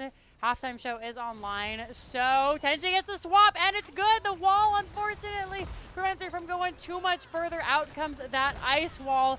Breakwood jumping into the back. Poor Chromie just evaporated into bits. Plasticinex drops the Divine Reckoning, but it's not going to be enough. Snarfungus gets hit with the solo shield, though. Can they get out? The blink is just too good, but here comes Tenshi. Those Mirror Ball magic missiles going to be enough to deter them, and now they're just going to mount up, try and get away. Unicorn Toots is good with the snowball slow, and now it's Artanis battling to the death. 1v4, can they do it? They're stuck in the stun, and not being able to auto seals the deal. Poor Lakefu, she was just trying to find a way home, and AliciaWins just popped up out of a bush just to say hi and throw a spear or two at her. Oh no, Lakefu goes down, but it is going to be the old 4-for-1. Folks respawning now. This Immortal is going to go down, but level 16 is online for Tenshi's Angels. They're going to grab their Bruiser Camp, try to get some push in the bottom lane, or top lane. This one goes top lane, so that will help to de-push the Immortal. And look at Snarfungus helping out. That's really nice of them. Now, just checking to see if they were on it. They definitely were, but the camp clear is insane on Tenshi's Angels. Now's a good time for them to fight. This fort is most likely dead. They can look for something behind the Immortal. They're still in this game. Yeah, Snarfungus is looking to jump in on this backline and kind of get all of those resets and get as much poke damage as possible here. But they do know that Lakefu is on her way. So like you said, maybe a fight here at the wall before she can get here. We're going to see the zoning Dorito come out. We're going to see Breakwood jump onto the backline. We're going to see that Lakefu come out, just try and give some space, get some zoning out, try and push some members of Tenshi's Angels back. They're going to get behind the wall here. Great healing coming out of Plastic here. We're going to see Breakwood pop the ult, take some of those tower shots, and keep her health up. We're going to see the stun coming out onto Lakefu. AliciaWins jumping in there, getting that jumpy old hippity hop to secure that kill. Poor Lakefu is being absolutely bullied this game. She's trying her best to hang back, but last time she had it a little bit easier, and I feel like she's paying double now for the last game, just being hit really hard. Tenshi's gonna try and 1v3 there in the back lane. Nice knockback by Breakwood. Tenshi still survives, still able to get away. Really solid dash there. Kairu providing some extra zoning CC. And now Snarfungus is under a little bit of trouble. Alicia going down, but taking one with her. Breakwood is trying to get on the back, but they are 1v4. They have no mana, they have no health. Tenshi is going to secure the deal. But that's a very naked core on the side of Tenshi's Angels. However, with 3 dead, they have a humongous opportunity to get back in this game. Really, really well done by them. Down, but certainly not out. Yeah, absolutely. What a team fight there. Chromie, Jazzy has that level 20 available on for her. She's going to get that recharge rate on the temporal, really sealing some of those kills. They're going to grab this camp, and their team has an amazing amount of siege damage here that I can probably get this fort down no problem with the 2 death timers up and part of that keep wall. Breakwood being down right now is the real struggle here. She's the one that's been able to really disrupt the backline of Tenshi's Angels. Not having your means, like you said, this whole top lane is up for grabs. With the Chromie, with the Lunara, it looks like everybody's going to actually just try and get an advantageous position on the Immortal. But if they wanted to, they probably could have gone for that keep and torn it down. But they make the safe play, deciding that it's not worth accidentally risking getting booped out. And now the invade is coming out into this camp. Two members caught in that ice wall. Artana's taking a lot of damage, gets freed by Plasticine's cleanse there. Deckard is going to be the first to fall, and a really fantastic fight for Tenshi's Angels. They find the one pick that they need, and now they're gonna look for a little bit more. Yeah, absolutely. They saw Breakwood clearing that top camp, which gave them the go-ahead to invade that 5v4. And, I mean, like you said, Lakefu was having just the hardest time here. Their team comp on the side of Tenshi's Angels really just wants to punish anybody that's standing still. And unfortunately, that's just kind of what Tassadar wants to do in a lot of these team fights. It feels so bad when you're just trying to use your zappy laser and you end up rooting yourself for 2 seconds. And you see the chroma damage come down and you're just like, well, darn. Yep, the Chromie's just dumping on you. You got Space Laser coming down, and then all of a sudden Lunara's hopping over you laughing, and then Plasty just puts, I forget what the name of it is, Divine Reckoning underneath your feet, and it's just like, oh, okay, I guess this is it. This is how I die. Core does have to be cleared out. The problem with having a naked core is that these lanes are building up fast. We're having a team fight breaking out here in the bottom. Unicorn Dude's trying to skate away. Arcana is going to go down, but may not make it out. She's very, very low. Johanna going to be the next to fall. Really well done by Breakwood. Oh, such a disruptive hero. I'm curious to see what happens with Yrel with that new nerf to Dauntless at 1. Oh, Chromie's going to be taken out in the back by Li Ming here, and nobody saw her sneak away, myself included. Oh no, and there comes just comes that Lornado though. Plasty just doing her thing, laughing her way to the bank, just like this is healer on healer. They're just like, you know what, let's ignore this a little bit here. Maybe we can just chase down this deer. And there she is, just laughing away, healing herself up. All this damage. What an amazing job there by Plasty. Gonna get caught in that Dorito there. Alicia doing a great job healing. She's got no mana, she's got 250 ping, and she's styling on all 3 of these players. She's gonna get away! Yeah, she's flexing now. Oh no, well that was close. We're gonna see that is just insane. Yeah. Really? Wow, almost clip it! But, great job, just deferring, just deterring the team from jumping on Cord. They wanted to turn and get that kill onto Plasti, allowing her team to res here with 20s online now, and they're going to see a strong defense. Breakwood going to pop the unstoppable there, but they're not done yet. Karu's going to pop the shield and then stepping up, and we're going to see Lornado try to disengage enemy team. Breakwood's not done yet. She wants to end this here right now. Alicia's so low, but we're going to see Snarfungus try and get locked down here. Going to get the blink out of there, but so low, but she's going to go down. Plasticinex dropping that Divine Reckoning, and now Breakwood might be in trouble. Cairu's coming up. She's trying to get on that Deckard, settles for the damage dealers instead, but the Immortal is coming bottom. They need to finish this here and now so they can have all of their abilities up to divert to the Immortal. Both teams level 20 at this time. Lakefu with that unstoppable Archon. Is it going to be enough? They're pushing. They're flexing. They're trying to get in. Lakefu has lost the Archon, but it's back up again. Or was it the little? It was the baby beam. It was the baby beam, and then I think with that just kind of stopped. Oh no, she's still in Archon, so that was still going, but we're going to see this full shield Immortal on the core, and I think that's still going to be it, unfortunately. But what a series we have here. Both of these teams just all out, just brawling with each other here, and we will be going to Game 3. Really, really well done by Tenshi's Angels. They really found their rhythm there in the end. And unfortunately, I think it might have been just a little bit too late. But if they play like that in game number 3, then we may definitely have the reverse sweep that we saw last week. But this time, it'll be against that very team. Much closer this time, you can see 17-12. Alrighty, hello, welcome back everybody. Teams aren't back quite yet, and I realize I haven't updated the screens, so I'm gonna go ahead and do that right now, as we are 2-0. We still have 3 more games coming, folks. Potentially the reverse sweep starts now, so we're just waiting to hear it back from them, see what they have to say, and then we will jump back into it. Yeah, again, I'm just Tenshi's Angels has the tools here.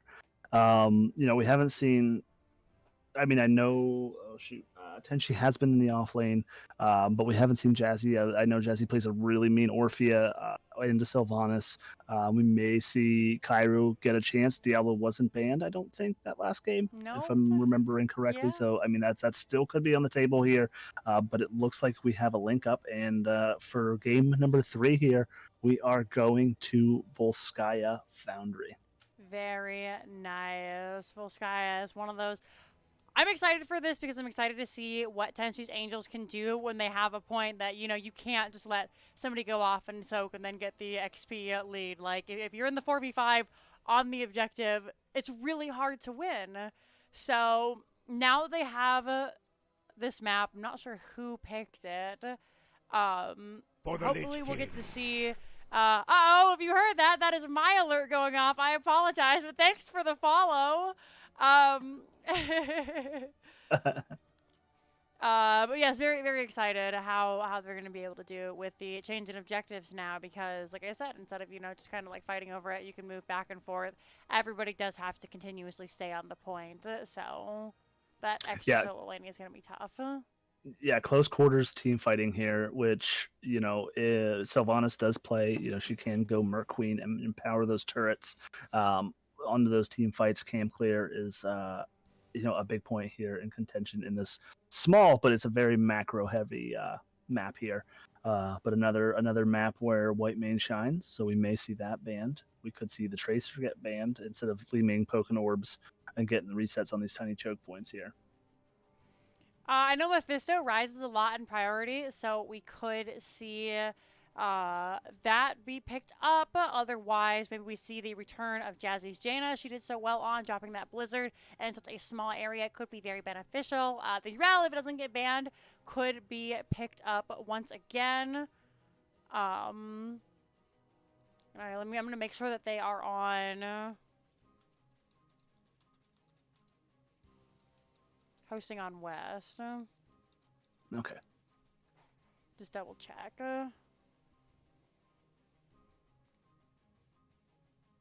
I would hate for her to have to go through that again because I know how frustrating it can be to play with ping. I think Jazzy started the lobby. Okay, that tells me nothing. I'm not exactly 100% sure where she lives. I feel like she lives in California, but like... She does, yeah. She is West Coast, but I think she made the lobby last time on Central, so I'm not too sure. Yikes. Hopefully it works out, and Plasti can play normally.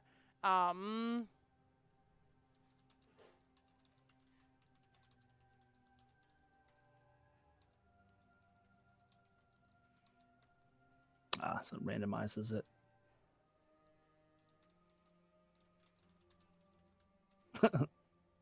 The chat's always the best part. I know. I'm so sad the chat can't see it because it gets very silly. So we're just trying to, while everyone's waiting here, we're just kind of deciphering on whether or not it could be, if it is a chance of being set on a West server for Plasty's best interest there. Yeah, hopefully it works out. I mean, I was just... I was just trying to help. I'm just gonna drop the R and we can get into this here in a moment. Yeah, so I think Sylvanas, picking up a player on both sides could be a ban here, but I didn't see who had first pick here. I believe Team 2 does. Leads me to believe that it was Matt pick going to Rdy2Feed. I keep saying ready to win, which they are ready to win. This could be the final game. I'm just trying to help you, gosh darn it. Don't tease me. Yeah, so opting for first pick here. Or picking the map instead. Do we see a Cho'Gall? Is that something that these girls maybe practice during the week? I'd like to see some spice here in game 3, but Rdy2Feed maybe wants to take no chances in the reverse sweep 2 weeks in a row. That they may just want to close this one out early. I would love to see a Cho'Gall. But they're going to see that Tracer banned once again. Not going to let Snarfungus shine on that particular hero. It's just... Not this day. Not today, sir. I'm curious to see if we get the Urel banned away. And there's the respect chroming. Nope, don't want to deal with that again. Jazzalene pinging all the way from Narnia once again. Just feels rough. So we'll see if there's more respect coming out or if we're going to go for something, again, like the Mephisto or the Junkrat, who's very strong on the map. Not sure if either of the teams play either of those heroes, but if they do, their opponent could be in trouble. Oh, right, and the Tassadar ban coming out this time, so we're going to see Unicorn Toots, my guess, is on the garage here. If it gets through, and the Diablo is getting muted here. I'm sorry, I'm reading chat. Banned, not muted, but no talking out of the Lord of Terror tonight. Yeah, he's going to get banned. He's going to get muted. He's going to be reported. I mean, that's what I assume from the Lord of Terror. Like, I bet he's just really toxic online. Like, he goes like the Warcraft forums and just flames that Diablo 4 hasn't been released yet. You peasants tremble before me. It's just like, no, you're done. Get out of here, Diablo. We don't want any of this.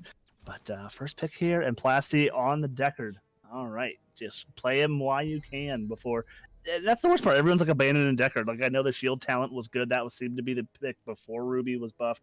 And I'm a big believer in perfect gems at 20, which reduces the cooldown anyway. And then here we go. 2 comfort picks here on the Garrosh and the Li Ming on Snarfungus. If it's not broke, don't fix it. Once again, they're just really going to let it through. And I have to wonder if maybe that wasn't the play, because she's just been excelling on it so much. Then it's like, who do you ban? They're also allowing AliciaWins to pick the Lunara up again, so that might be something that Rdy2Feed has to be concerned about, because she's really been doing a spectacular job. Tenshi, this time, not going to be in the off lane. They're opting for the Orphea. Oh my gosh. I think we're going to see the dirty bathtub, and I'm so giddy right now. It's not even funny. So we're going to see Matenshi on the Orphea, and I'm going to take a wild stab in the dark. If it's not banned here, we're going to see the Cowboy himself getting banned here, and I think we're going to see Jazzy pick up the Leoric in the offlane. What on earth is the dirty bathtub? The dirty bathtub is the Entomb, Leoric Entomb, with the Orphea Eternal Feast ult. So Leoric supplies the bathtub, and Orphea just makes it dirty by locking somebody into that Eternal Feast until they are no longer alive. Who names these combos? We got dirty bathtub, juice pirates, easy bake oven, like. It's, you know what? I don't know, but our friend in Pal Weenus actually made me a shirt because he thought that was the funniest thing in the world. And I will actually, I will wear it on stream one of these times. I'll make it look fancy, maybe like a tuxedo t-shirt type thing. But it is the Carbot Leoric and the Carbot Orphea sprays in a bathtub, and it says the dirty bathtub. But we're going to see Lakefu pick up that Sylvanas and a Lily. I love it. Lily is interesting here. I wonder if it's maybe because we've seen a lot of auto attack off lanes come out from Tenshi's Angel, so they're just trying to get ahead on that. Or if I wanted Cassia to fit into either one of these teams, but I don't see that happening, as we're going to once again see the Johanna come out of Cairu, and then we're going to see Jazzalene on her famed Leoric, seeing if she can't turn it around for her team. Yep. So we're gonna see that dirty bathtub. But I like the Lily pick into the blinds, into the Lunara, and Orphea, who a lot of her self-sustain comes from her auto attacks, and I think the Chaos, I believe, is what it's called. So really shutting down Orphea's own self-sustain, and then just without any real hard CC, which I guess would be Johanna's at 10.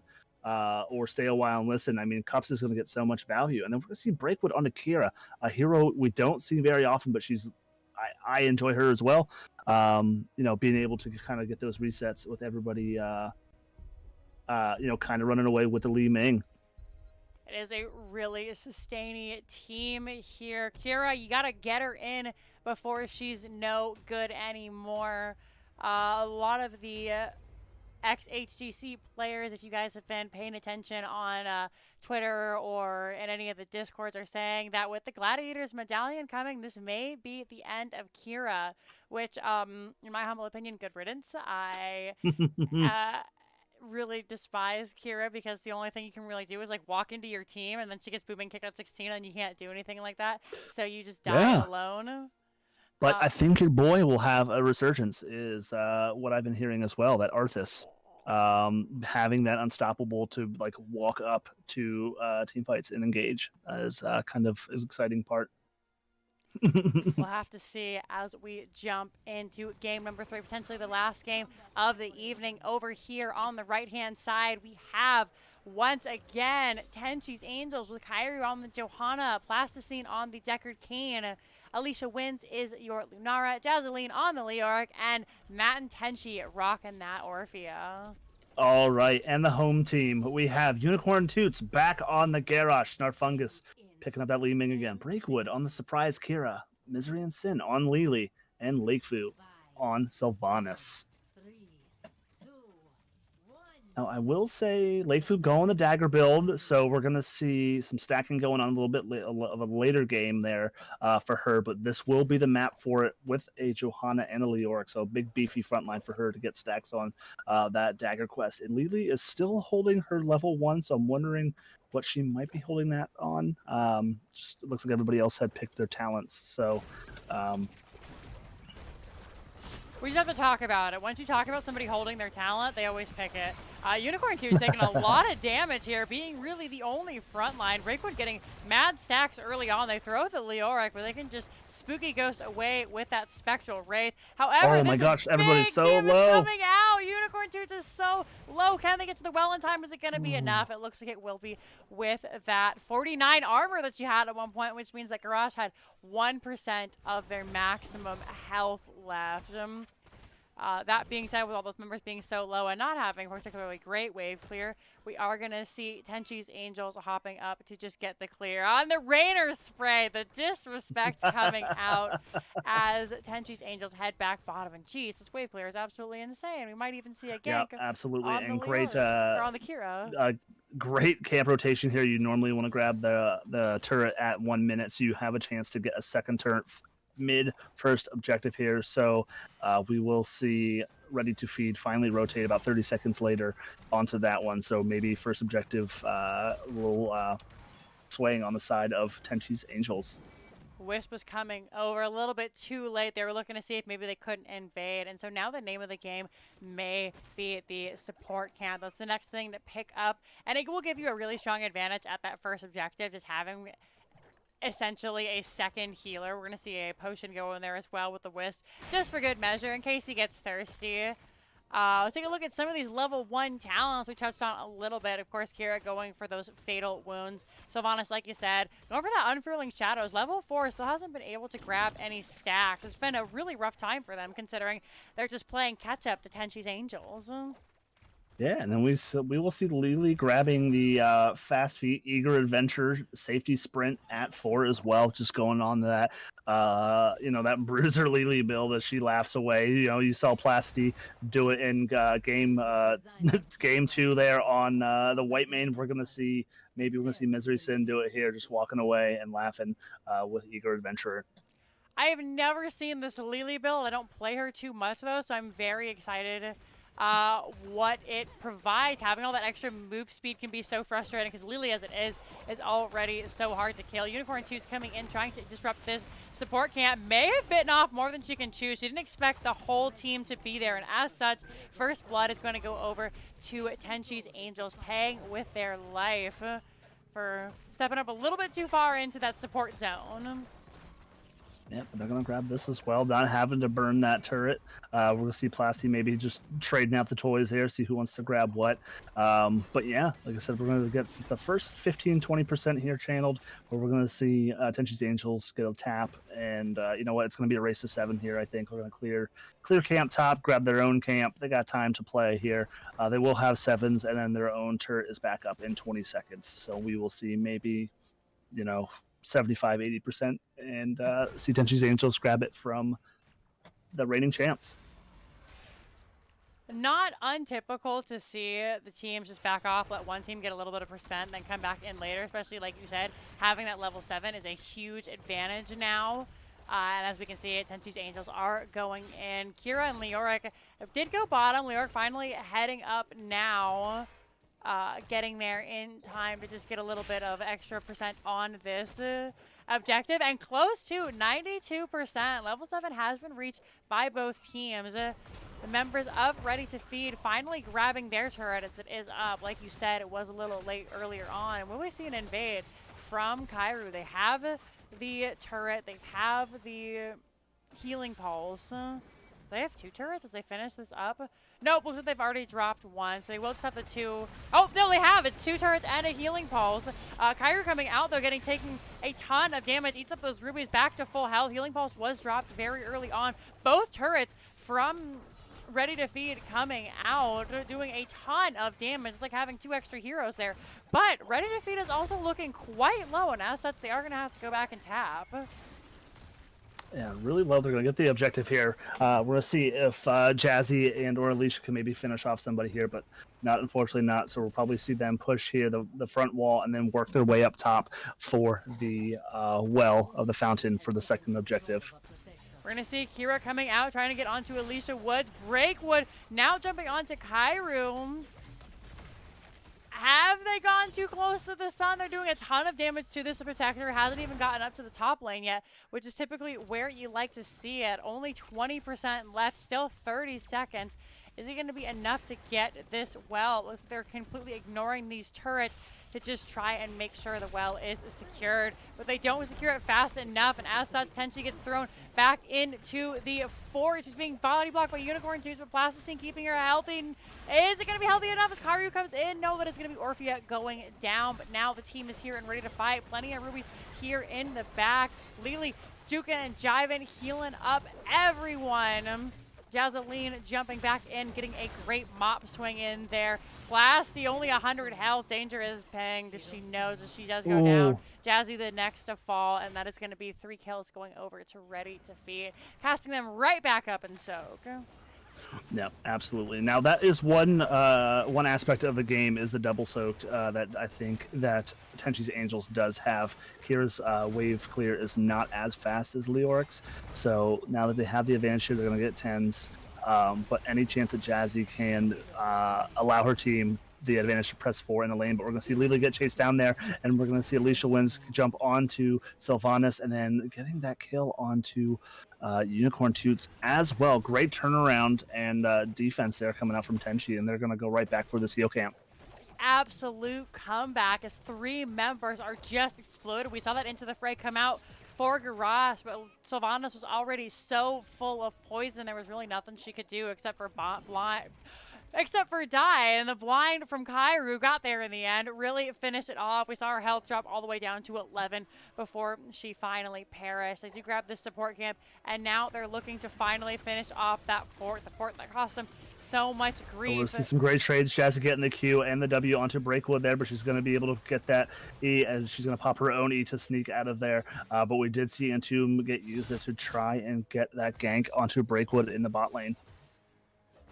Not able to grab it, but luckily for her, Entomb is a fairly low cooldown. We can see only 25 seconds left, so we'll be up for the next objective. She's just waiting for Breakwood to clear out all these minions so she can have a safe soak without having to deal with any more of that carnage.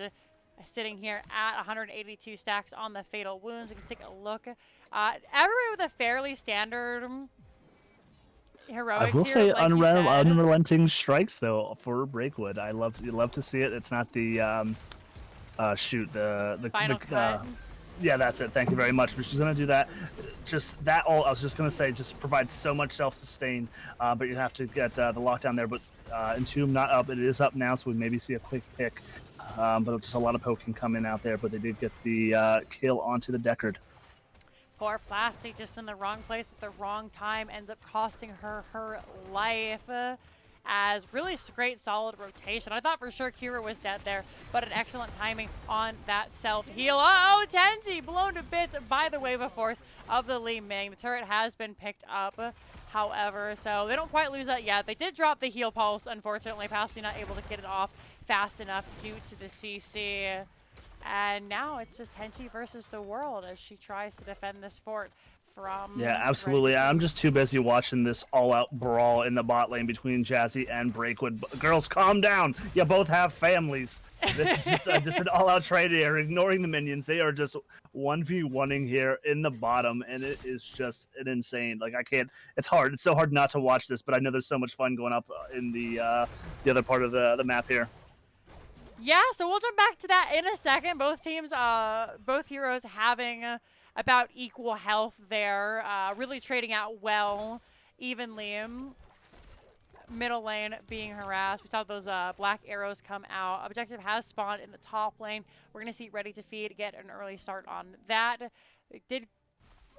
Tenshi's Angels are grabbing their siege camp here, so hopefully that'll be pushing on while they look to contest, if so at all. Breakwood finally making their way up. It is going to be a 5v5. Level 13's online for both heroes. We've got that Abyssal Symbiosis coming out as the Dirty Bathtub is, and now, like you said, the taunt making it so rough.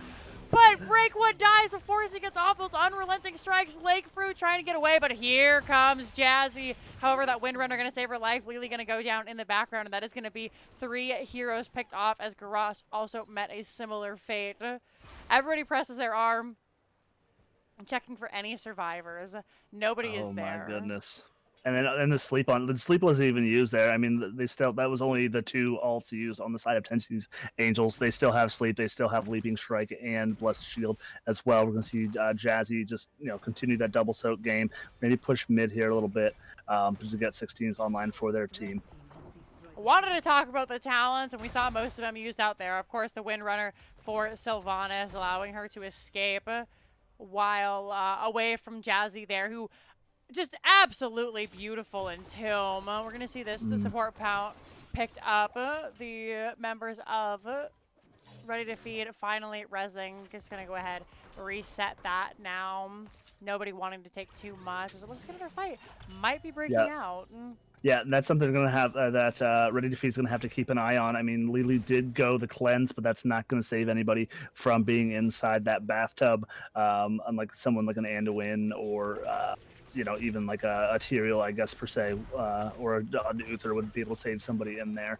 So they're going to have to watch their positioning here moving forward, because come level 20 and that silenced, it's going to be a real dirty bathtub. With no healing coming out, that'll be rough. We're going to see another one come out again. Sleep this time, drop. Taunt comes out, but Lakefu is blown to bits. Unicorn2's looking so low. Out comes the Jug, so healing up. The Unrelenting Strikes is good. Deckard is going to fall, making this a 1-for-1. Team's looking to grab Breakwood, who just is a little bit too far in the back line. Myserysyn trying to juke and jive around. She's getting her heals off onto all the low members, but an excellent chomp by Matenshi. She's looking to finish off the Raw, save that Shadow Waltz, and is now just cleaning up with the triple kill coming out. With the triple kill. Oh my goodness, did Mama not tell you not to fall asleep in the bathtub? That was insane. And I think the momentum has shifted in this fight here. We're going to see 17s online. We got 4 people down, just Sylvanas up left, still waiting halfway to 16s here as we just push down this top lane. 2 heroes, 1 chomp. Really well done by Tenshi there. I saw that movie once. We are going to see this keep come under pressure as the girls look to move in. It looks like they're actually only taking the wall before opting to head down. Maybe mid, maybe bottom, as bottom is where the next objective is going to spawn. AliciaWins blowing away this fort. They did opt once again for that Nature's Culling at level 4. So you can see there, it just gets blown up. This might be the triple fort play. As this time the Protector really is a lot healthier. Yeah, I was going to say the triple 4 play really setting up the rest of the experience to level 20 and ensuring that they will get the 20s firsthand for the third objective here. I feel like these levels have gone a lot quicker than our last 2 games, and maybe because it is a 3-lane map, so you get more soak. But we're already level 20 at 13 minutes. Well, nearly level 20. I can't believe it. Maybe another minute or 2 will get there.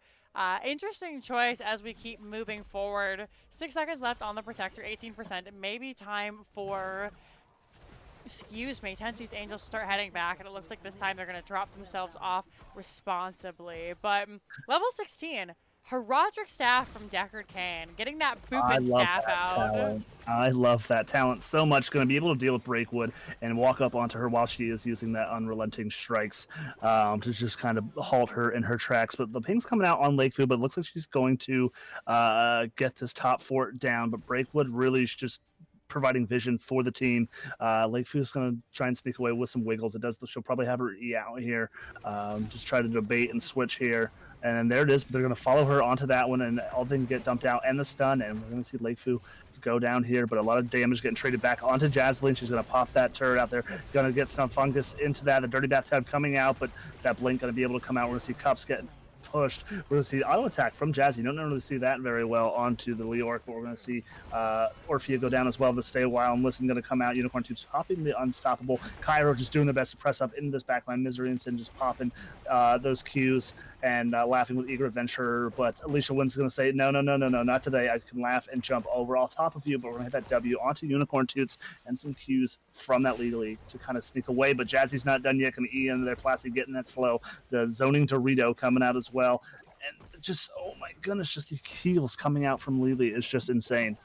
You can't kill Lily, and you can't kill her team, as miraculously Unicorn2 will make it away. However, everybody being so low and so many resources being burned there, this siege camp is going to go over to Tenshi's Angels, who are just dominating this game number 3. When their backs to the wall, they really show up. I just wanted to make a quick point of Cairu there. Saw Lakefu with the Sylvanas. She said, I saw this trick last time. You're not getting away. A really solid condemn, sealing the deal there for poor Lakefu. Stayed a little bit longer than maybe she would have liked. Yeah, and really catching that. She couldn't recast that second one because she was caught in the condemn and then was stunned immediately. So just great positioning on the side of Tenshi's Angels here. And like you said, like I see it in the chat, people are calling for it. We may see at least, a third reverse sweep here. I would love to see it. We're looking at game 4 so far. However, it's not over till it's over. Still plenty of opportunities for Rdy2Feed to get back into this. They're looking real strong though right now, I'll say. Looking to maybe push up top, and I don't think any of them have been back like behind their forts in the last 4 or 5 minutes. They just live on the map. They're forcing Rdy2Feed to stay behind the towers, and as such, they're giving away so much. Yeah, so the Soak's going to come to them. They're going to try and just bait this out as long as possible, 220s, but we're going to see Li Ming get kind of caught out in the bot lane there. Her poor body just laying there up against that car while the army men just do push-ups in the corner, but we're going to see the invade coming out over on onto the side here and grabbing yet another toy for this bottom team fight here. I love the ragdolls. They're just so great. Like, anytime somebody falls through a hole on Sky Temple is my absolute favorite. Or when you get Master exploded and your body just like lands in the enemy team's base, that's always really good. Jinxie, we did it. We have an assassin holding down the point for the team on the point here on Volskaya. We called for change and we got it. But we're going to see the Entomb coming out onto Unicorn Toots. He's popping the Unstoppable, but you're going to get caught into that Dorito into the sleep. No dirty bathtub coming out this time because the dirty part is still on the point, but we're going to see Breakwood just try and recap this point. They're going to just dive onto Tenshi here. Unrelenting Strings coming out. Can't hit anything. Going to pop a W, get her own healing off, which is going to cast that dirty part of the bathtub. But then Breakwood is going to be able to cap that point here. But we're going to see Tenshi's Angel say, not today. We still took down 2 members of yours. And she was typing in the rude in the chat. And then we're going to come back down here and capture this point C. That was a really spicy play by Rdy2Feed. They managed to grab that siege camp, which was still pushing, by the way. If we just look up here, the protector was capped, and one baby boy is going to finally fall. Don't type in place this Breakwood. I mean, you know, she's not wrong. No typing in GGS, so Sylvie. You got to learn how to voice the text. That's the way to go. We need that. Blizz, please. Hashtag Blizz, please. All right, and we're going to see maybe potentially the last final push here. Let's see if we can get a pick here. 2 members down still. We're going to see Unicorn Toots coming back up here and Lily coming up back up here shortly. Let's see if we can get a strong defense here. The play is probably going to have to maybe try and endure. We got, we got the bathtub portion. We got the healer inside this Triglav. We're going to see Breakwood doing the Lord's work, jumping on this back line, forcing the protector back to help defend the team. And this is a strong defense coming out from Rdy2Feed. I was worried about the unrelenting strikes because it didn't hit anybody, but they managed to force the Blessed Shield with it. So really solid play by Breakwood there. Making sure to get out. That's my favorite. Like, I'm sorry, I didn't mean to cut you off there. You go right ahead. What you're saying is far more important than what I was saying. No, I said unrelenting strikes is like it's just one of those talents that don't get picked because final strike is so good. But left unchecked, it just allows just so much self-sustain onto Kira because she can just pretty much put full dots on the entire enemy team and pop a W and be right back to full health. That's really fantastic play there by her. We're going to see her going with the booming kick. And Tenshi, I hope she wasn't typing that time because she just exploded. Breakwood, however, taking quite a bit of damage. Stay While and Listen comes out. Only hits Li Ming, who falls asleep after getting her combo off. So not the worst there. The support camp does have to be dropped to keep everybody healthy. And Rdy2Feed, happy with that pick, is just going to back away. Yeah, they got that pick. They're going to be able to grab this heal camp here and apply some more pressure. We're going to probably see this middle fort go down. And then just really one structure, one keep away from just evening back up this map. We're going to see, even here in the sake of the middle objective here coming up on the second round of Triglavs, that it should be a keep-to-keep battle here.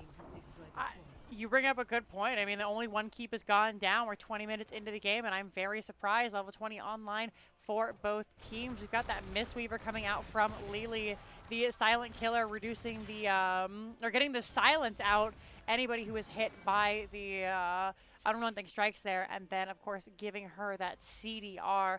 Gross with the Titanic Might.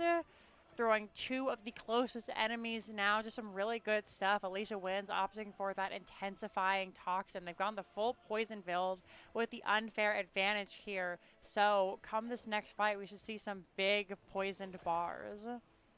Yeah, absolutely. And then they have their own combo there on the side of Rdy2Feed. If Sylvanas hits that Wailing Arrow first, allowing Breakwood to jump in with that unrelenting strikes, it's a very long time that Tenshi's Angels cannot push their buttons.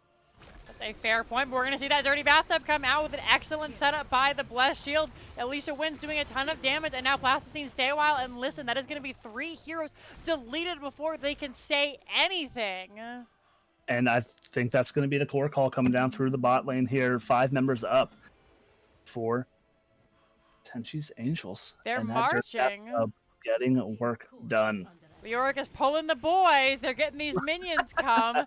And now it's up to Snarfungus and Breakwood, but they have a ton of burst damage. They still have their ultimates up. We can see Tenshi is here, but they don't connect with that booming kick. And Breakwood is immediately evaporated by the members of Tenshi's Angels. Now it's up to Snarfungus, who grabs one. They have the reset. Can they do more? But Kairu is chasing them down. They're getting a couple of autos off, having to use that Wave of Force to push her away. 76% on the core. It is slow, but it's all up to Snarfungus, who gets another beautiful orb. They have that Triumvirate, so they can continue to chuck them away. That one doesn't hit, though, and that may secure the core. They're getting it down slowly but surely. Nice dive out of that Eternal Feast, but Tenshi finally has that big damage. Out comes the Wailing Arrow. It's not enough as game number 3 goes over to Tenshi's Angels. Ladies and gentlemen and non-binary folks, we have a series on our hand. All right, we are going to a game 4. What everybody really wanted here. Everybody wants more games out of these girls, and I couldn't agree. But, you know, Rdy2Feed didn't just kind of turn over. I mean, once that combo came online, they're at 10 for Tenshi's Angels. You know, they were picking team fights. They were winning team fights, down talent tiers, you know, backs up against the wall, you know, with the third Triglav pushing down and breathing onto their core. And just, this is a series. Like you said, just to take the words right out of your mouth, we have a series. The chat says, what's Jazzy's secret getting these matchups? And, you know, I really think that Blizzard should hire her just to, like get rid of the AI that matches players in ranked and just let Jazzy pick them all. Just go over everybody here as we take a look at a little bit of a reverse of game number 1 here, 10-21, but this time in favor of Tenshi's Angels, who just showed, like you said, Daxx, a very dominant performance. Yeah, like I said, I kind of sniffed that out. Maybe Rdy2Feed wasn't too familiar with Jazzy's Leoric. I was fortunate enough to play a few games with Jazzy here recently that I know that's kind of what she's been favoring. And as soon as I saw the Orphea, that's kind of on, you know, Tenshi. That's kind of the thing in the back of my mind, and I don't expect them to be able to play that again this series. That means that Kairu might get their Diablo, or we could see, gosh, what else has been banned consistently? It was Diablo, the Taz, lots of good stuff if they have to take away that Leoric, which I really think they should, like you said. It's just so strong. Jazzy does such a great job. Looks like she is checking on her puppers right now. So while she is, we'll take a look at some of these talents as we never get a chance to really talk about them in game. They're just going. Coming out here, once again, we did have the Tall Rashas from Li Ming. The swing life away, which actually, so she didn't opt for the booming kick. I had mistaken. It was just perfectly timed to CC. So that recharges the revolving sweep 250% faster. And then she also gains spell armor. So allowed her to survive a little bit longer there. We saw her take the easy 1v1 versus Orphea down there in the bottom lane. Standard Orphea coming out here, but I always like to look at it. The Eldritch Conduit giving the additional 30% spell power we saw in that very last fight on the core. That one chomp that just deleted Breakwood in like a single Q or yeah. W. E something. Yeah. I don't play Orphea. Yeah, it's Dread. Is it Dread? Is that it? Dread. Let's go for Dread. I think that's what you just call this Dread. Oh, I have absolutely no idea. Like, I'll take your word for it. Like, there's... Let's do it. I have no idea either. I know there's Shadow Waltz, there's Chomp. I know the ultimate. It must be Dread. I think it is Dread. And then I'm not 100% sure. Let's see if it says any of the... Basic attacks against heroes while having 3 stacks of chaos. That's the name of her trait. Maybe you can help us out, chat, if you know what Orpheus E is called. Yeah, I want to see. I'm excited to see Rdy2Feed's demeanor here. See how they come into game number 4 here. See if they come with that same fire and same intensity. Maybe thinking that they had kind of like a 3-0 on their hands here, but met with a dirty bathtub. And and it looks like we did get a map pick coming from the side of Rdy2Feed, and they want to go to Towers of Doom. Ooh, Towers of Doom is exciting. It's a lot of team fighting, a lot of map pressure. Just all the good things about the other maps rolled into one. You have to be a good, and I'm going to bring it back over here. Hello, chat. You have to have a good off lane. You have to have good awareness because that, excuse me, bottom lane is so critical, and those camps bottom lane are so important. If you give them up, then sometimes you just lose. It can be really tough. Yeah, I mean, both sets of teams here play an immense amount of siege damage here. I know this is a great Zool map. I don't know if Jazzy. I mean, she plays the Leoric. We could see the Leoric ban, but just both of those heroes can just provide so much double soak and allow the teams to sit in that bot lane. Breakwood, on the other hand, we could see her on the Ural. Ural can double soak well enough, as well as she does play Malthael. So we might see the Malthael ban come out here as well. Leoric and Malthael are both really, really solid. You and your Zool. I hope they play it for you so we can get so excited. My love of Zool is only countered by my disdain for Gazlo. So there is. You think you got it hard? I'm dating a Gazlo man. I'm sorry, Dutcher. I saw you in the chat. He did confirm that it was called Dread. But that goblin, he's just the bane of my existence in the offlane there. I feel the same way. There's times we're playing in Storm League. He's like, I think Gazlo is good. And I'm like, okay. Yeah, sure, I mean, babe. he hasn't played. I want you he to can have set fun. Up. You just have fun. But Alterac Pass, Infernal Shrines, like even on here, or even BOE, he's very great on maps where he can go and get set up, kind of like Deckard. But if he can go and get set up, and I think he's just a little bit better and brings a little bit more than maybe what a Probius would. But yeah, like he's just one of those heroes that I just was like, not doing it. Kind of, I know you and I had a few talks about Medivh, and I'm cool playing Medivh in a brawl.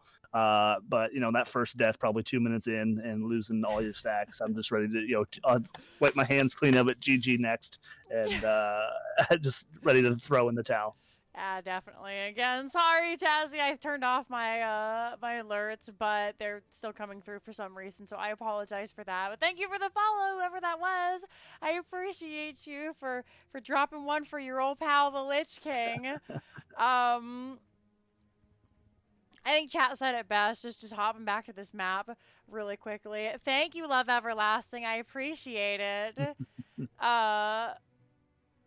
There's so much comeback potential on this map, and I make the same joke every single time, but it's really true. It's not even a joke. It's just fact. As long as you have 1 point and a chair, my green screen is borking. You have 1 point and a chair, you can come back on this map. All you need is 1, and I love these GGS Towers of Doom games because it's never like a really disappointing Towers where you end like 28-0. It's always like 3-4, 2-1, or 5-3, something really spicy. So I'm gonna. No, I will see. I did see. I can't remember if it was in a league game or if it was just some dirty Storm League play, but it was a murky on this map, and so generally in the top part of it, you usually have like they call it like the gentleman's trade, right? Where you have like both offlaners kind of grabbing either. Well, that sneaky jerk would walk behind the wall and cast the Murlocs, and not allowing like the continuous ones post level 20, and you couldn't reach him at all whatsoever, and nobody was able to cap that point. The game just went on forever until finally they team wiped us with him just standing there delaying that cap. That's toxic. You did hear the Towers of Doom, so we are going to hop in. But once again, potentially the last game of the night. But I don't know. Tenshi's Angels looking pretty strong in that last one. And oh, I'm sorry, Gazlo was bad. Tetcher. See, that's the first I've heard that. Though. Like I've heard Gaslo's like pretty good. Like people are kind of like on wishy-washy about maybe Diva, but I mean, cool. If he's in the dumpster, I'm all for it. I will just completely enjoy the game moving forward after Tuesday. For sure. We're going to see, of course, the respect bands coming out once again with the Chromie taken away from Jazzalene. And then, of course, Tracer and Tassadar being taken away from Snarfungus and Lakefu, respectively. I expect the Diablo ban. This is a good Diablo map, and there it is. Probably forcing Kairu onto that Johanna. She's been doing well on it. If it's not broke, don't fix it. So game number 3, she really pulled it out. But that does mean that the Leoric is available. So we could potentially see that again. The Dirty Bathtub still lives, as once again the Deckard picked up from Plasticine. He's been doing so well on it all night. Yeah, I mean, he's going to get as much play as possible until probably Tuesday. I still think he's a great hero. But, you know, they're doing that support shuffle here where they're going to, you know, nerf. It was Rhaegar before, but we're going to see Breakwood. They're going to do it themselves. Like, oh, you like this bathtub? How about you come see our bathtub? And we're going to see some dirty bathtub yet again. We could maybe see the Anduin come out again. I think that was played actually by the other side, but that is a great counter to the Dirty Bathtub. You could grab the Holy Salvation, or if just one person is stuck in, you can snatch them out, or if 2 of your teammates are in there, you can pick your favorite and cause discourse in the team. We're going to see May Cassia. But what a great 1-2 pickup after Plasti picking up that Deckard, because it's going to, like you said, that's going to force them onto, you know, double support, and then you don't really want to run a Deckard and an Anduin. It's not doing too much there, but we will see, like you said, the Cassie pick up there, and you know, we could see maybe an Uther. An Uther might fit, but again, that's going to really just damper that double soak. We're going to get rid of the Zul here against the Leoric, so maybe put Uther in the 4-man and then just have somebody else rotating out of there, or even maybe an auto attack Tyrael with Sanctification to kind of save some people out of that. Always all excellent, really picks. And I feel so stupid being like, yeah, they should take an Anduin. Like, they have a Deckard. Like, what a dumb thing to say. They're actually going to ban the Anduin away here. So, further confirming that, no, we're not taking that. However, they did pick up that Cassia. The May Blinds will empower her.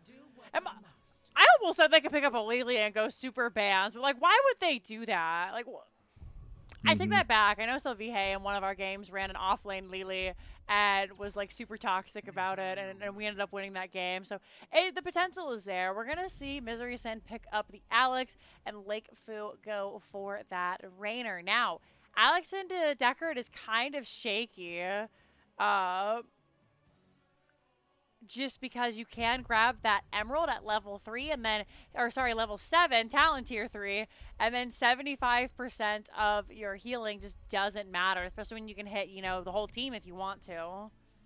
Yeah, absolutely. And what we're going to see into that is, I mean, it's just, we're going to probably have Ace in the Hole from Lakefu, Orphea at level 1, the trait. I don't know the name of that talent, but the trait build on Orphea doing the extra damage on slows, and then Leoric in any sort of team fights going to be able to slow, and Alexstrasza if she does go E-build providing slows. So we're going to see a boosted damage coming out from Orphea and Rainer in a lot of these team fights. But we're going to see, you know, Sonya getting picked up by Jazzy here, which does win the trade as long as Leoric can't hit that the reach, the arm talent, and then Alicia on the Kael'thas. Deciding to mix it up a little bit. 3 games of Lunara is enough for her. So they're going to opt for that KT, which I think was banned in game number 1. So we'll get to see it shine this time around. And looking at these team comps, I think we're going to go to a game number 5, Daxx. I'm going to put my vote on Tenshi's Angels. I like the KT. I like the May. I like the Cassia. Yeah, I mean, Ruby's probably gonna get some value within that bathtub, but I mean, they have a complete team to just destroy any circles put on the ground from AliciaWins. They got the Maze Blizzard, they got Cassia's Blind into Fend, and then Kael'thas just loves circles, as well as Sonya just queuing in and then spinning to win. So I'm with you. I like the draft and the team fight potential better here, but Plasty's going to have her hands full with this dirty bathtub. We'll have to see how they can do. And thanks, chat. You guys are so sweet. You've been so kind to us. The chat is the true MVP. Exactly.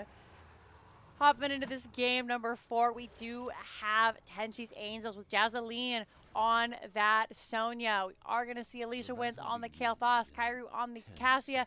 Plasticinex is your Deckard Cain, and Matenshi rocking that Mei.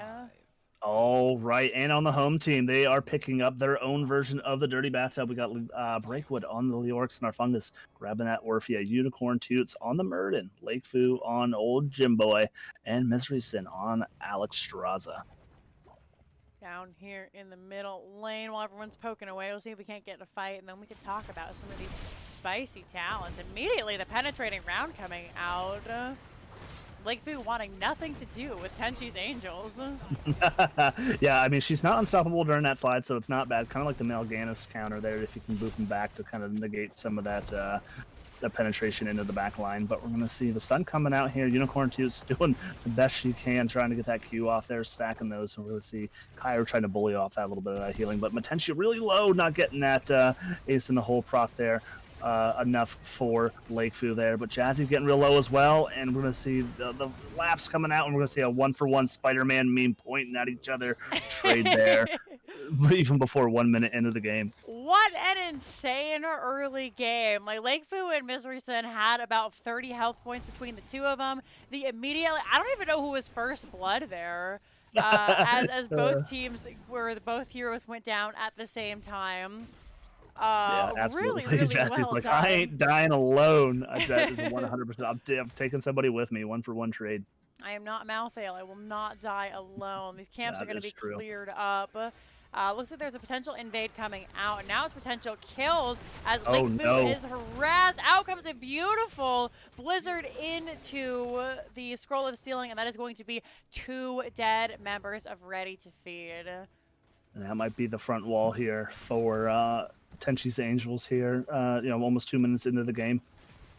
If they're able to push with them, Orphea still has some really strong clear, and that's exactly what she's going to do. The other sappers looking relatively healthy as well until there's AliciaWins. There's that Flame Strike. And now, Tenshi, she has no mana. They better be careful, but Snarfungus gets caught by that KT stun, and that is going to be another death onto the Orphea. All right, we're going to see a full team back grabbing some mana here so they can push their buttons, but we're going to see Unicorns get the just a little friendly trade there. Just like, you're not going to back in the middle of my lane. Not today. Breakwood and Sonya, or Jazzalene on the Sonya, excuse me, dueling it out here in the middle lane. Again, let's just point out our cool and attractive off-laners who always pick up that soak. Both of them double soaking, trying to race as fast as they can. As the triple altar phase has spawned, we'll see if we do have that ladies agreement in that Breakwood will grab her altar. And with 3 members marching up, it doesn't look like that's going to be the case. They're going to give Sonya a heck of a time as Breakwood comes out. Doesn't see the Alex. However, Leoric and Alex are not a team kill make. No, they will not. Jazzy's going to be able to spin. There's no really hard CC or slows or roots to kind of try and deal with her on this. But we're going to see Snarfungus moving her way over here on the rotation. Myserysyn getting real low. Jazzy's going to get that kill there, but all the damage is going to be able to come out onto her here. Jazzy may lose her life here, and she's going to Breakwood, finding herself in a real sticky situation. Trying to jump on this back line. No mana to do anything, and just kind of eating some of those tower shots, as well as a flame strike from Kael'thas. In the bottom lane, it looks like with those 3 members up top, it was Tenshi's Angels who were victorious, and they will grab these early lead shots there. And I just love the way Jazzy is playing so far. Just like the absolute disrespect. Alex standing in that circle for 3 seconds. She just clapped her back. She's like, I'm going to do more than 20% of your health. Yeah. And she said it looks like she is going to spin the win build. She is going Warpaint, so she's going to be able to really easily just sustain against that Leoric. And Leoric went Consume Vitality, which is, the team fight talent there. My guess is she may not yeah, I don't know. She could go March of the Black King with that build, but I think the Dirty Bathtub is going to be the combo that can kind of help just sway this match in their favor. That would be so funny if they're like, okay, this is the combo they're going to do. Let's prepare for it. And then they just go the exact opposite. We're looking here. Cassia finally online with that Surge of Light, the big talent that everyone is saying makes her OP. Poor Orphea getting the Lakefu treatment this game, being destroyed. But now AliciaWins is going to be the first to fall here. Myserysyn dropping that dragon. Muradin very low. We do see the Emerald coming out here. Plasti now trying to heal herself up. Got a fantastic scroll of Unicorn sealing. getting real aggro on the back line there. I know she loves her Muradin, and we're going to see a 4-for-1 trade coming out there. And then we're going to probably see maybe a wall push here, clearing bottom a little bit there. But I will say, I know if they do go not setting up that combo while we have a little bit of a downtime here. I was playing with a friend of this channel here and Girls Gang Squad. We decided to run Juice Pirates. They were playing the Morales, and they accidentally picked Stim Drone. Oh, no! And it was on Warhead. It was on Warhead Junction, and it was a long match after that point, but really funny. We're going to see Tenshi trying to step up here, getting the Q out there, just to stall this point as we see the team collapse on the middle one. But we're going to see Rdy2Feed just say, "Nah, we don't want to deal with this. We'll just do the ladies trade here."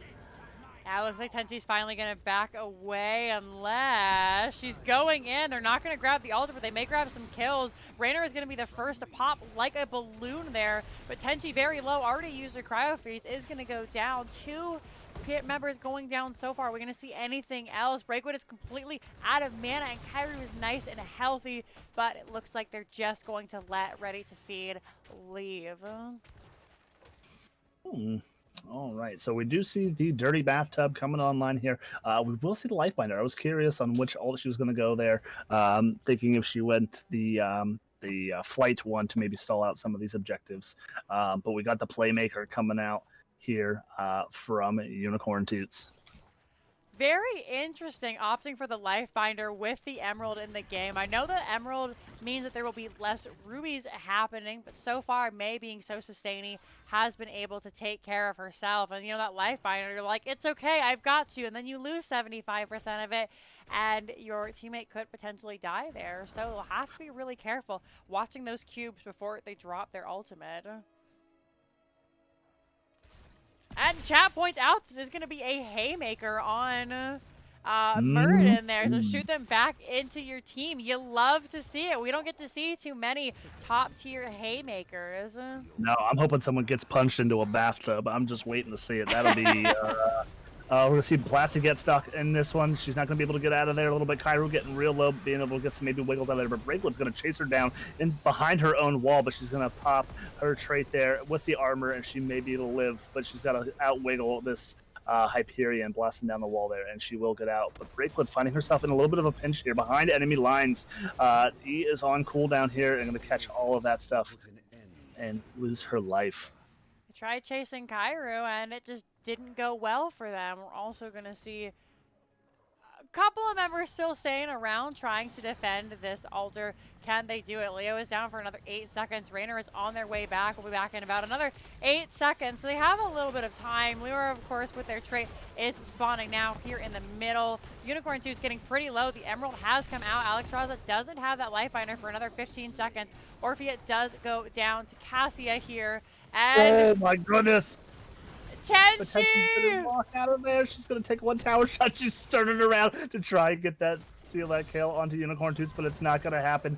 I mean, just clicking on her right now, it is at 300 health, and I know it was less than that, but we're gonna see Lifebinder coming out here. We're gonna see Leap, Jazzy on the leap into the Valkyrie stun onto the Breakwood. She is carrying that fire, but it doesn't matter. She is on that backline, being all sorts of disruptive. But we're gonna see Raynor get that value, locking down Jazzy and the Deckard. What started out as such a great fight for Tenshi's Angels, this altar ends up going over to Rdy2Feed as 2 members go down there. Jazzy, like you said, she was doing a great job in the back line, but all good things must come to an end. Her health bar just wasn't able to sustain back there without the Wrath of the Berserker. And all this going on, and we are still tied 28-28. Like you said, this is just one of the best maps for comebacks, because all you need is a hope and a prayer. But we're going to see poor Alicia get knocked back almost into that wall there, not being able to save her here. But we're going to see Eternal Feast coming out. We're going to see May jump in that unstoppable. She'll get stunned right into that, and she may lose her life for it. And we will see that life binder coming back onto Unicorn Toots, enabling her to jump underneath this tower and maybe trying to get a Q onto Plasti. But we will see the first bell tower go down in favor of Rdy2Feed. I can't believe that came up so quickly. It's so different as an observer watching, and you're like, wow, the life binder is back up. Well, no, in the game, like, Myserysyn is probably just like, hold on 10 more seconds, you can live, you can do it. But every time I play a healer, it's like, oh, I got you. No, it's just like, I feel so bad. I feel guilty, like it's my fault. Yeah, I mean, you know, sometimes they're like, what can you offer me, support? And you're like, moral. Right. I could give you a good word, a good eulogy at your funeral here. We are going to see this bottom altar was taken out. The Phoenix comes out to get a little bit of damage onto the altar, as there is one single altar spawning. It is Bell Tower that has been stolen here. 3 sappers walking in. Those 3 points on the core. Tenshi's Angels do not want them to go in. They're going to stun them with the Blizzard, and then AliciaWins should just finish the job here. Leoric looking to try and get the cap there, but Sonya coming in with the interrupt. It's going to be Alex who comes in, but Matt and Tenshi on the back line. The teams are so split. Oh, both of the... What a weird interaction. We were just that's an ice bath right there. We're going to see Plastic coming out with the Stay a While and trying to get some peel. Potentially going back in, getting that beautiful Blizzard. We're going to see Jazzy leap onto the back line here. Unicorn 2 is getting a little bit low, but she's going to do okay. We might see a disengage on the Playmaker here onto Jazzy to disconnect from the team. We're going to leap onto her. She's getting really low, but those auto attacks coming out from Myserysyn is just fantastic in this choke point. Plastic getting really low, gobbling up a little bit of those floor juices, but it's not going to happen. And we see a 4-1 trade in favor of Rdy2Win, and they are putting their foot on the gas here, and Chanlin here again to try and get their first lead of the game. You can't fight into a dragon. That's always been the base of Alex Straza. Also 16 now online. Really, really tough fight there. Rdy2Feed really stepping up. I thought, maybe this might have been exactly like the same game where Tenshi's Angels just kind of dominated the entire time, but they're doing very, very well now. They've managed to keep this bottom fort, getting in those additional 5 shots into the core now. Tenshi's Angels have spawned. We'll see if they can't do something to get it back, as there are more sappers coming here now. So another thing that they're going to have to clean. Ice Wall coming out, trying to interrupt those sappers. That's an interesting interaction. I know you could do that. They pin the sappers between the fort to make sure nobody was able to get through. Plasticine dropping it, stay a while, and Listen does go down, getting caught in their own ultimate. Out comes the life binder. Kael'thas is going to fall here due to that Orpheus Feast. And now Tenshi might get Haymaker. The stun comes out. There it is. And that's going to be another 3-man wipe. Sonya was in the top lane that made the fight a 4v5. And Rdy2Feed just accelerating there. This triple altar phase. This is going to be so rough for Tenshi's Angels. Still another 19 seconds until they have their tank back. So that's 2 seconds after the altar spawns, or 2 seconds before the altar spawns. So she will have an option to maybe get in position for this top altar here. However, it's going to be really difficult to get more than that, in my humble opinion. Yeah, this is going to have to be probably a strong team fight for Tenshi's Angels here. They are same talent here that they have. It is the bot tower is started pretty much done, but we're going to see the trade here. But we're going to get that delay over on the left side here as we see the rest of Rdy2Feed to collapse here. We're going to see that ice wall come out. Jazzy's kind of get stuck between that ice wall and that hard place. That we're going to see just, oh my goodness, all the CC onto Orphea there. Ping's coming out on Lakefu and Myserysyn. Myserysyn is so low, she's not going to be able to get out of there, but Plasty's getting low as well. Breakwood doing great body blocks there within the boss. The boss is going to get engaged here, doing a little bit more poke damage, but we're going to see Breakwood still locking onto that W, but getting that stuck in that Blizzard. And this is going to be another solid cleanup there by Rdy2Feed. Oh, shoot. Sorry, I bumped my mouse, everybody, as I was readjusting. We're going to see another 5 shots going in, bringing Tenshi's Angels down to 10. And now they're also going to start the boss, which will bring the core even closer to 6, making it a really difficult defense for Tenshi's Angels. But, of course, they've got a chair, I assume.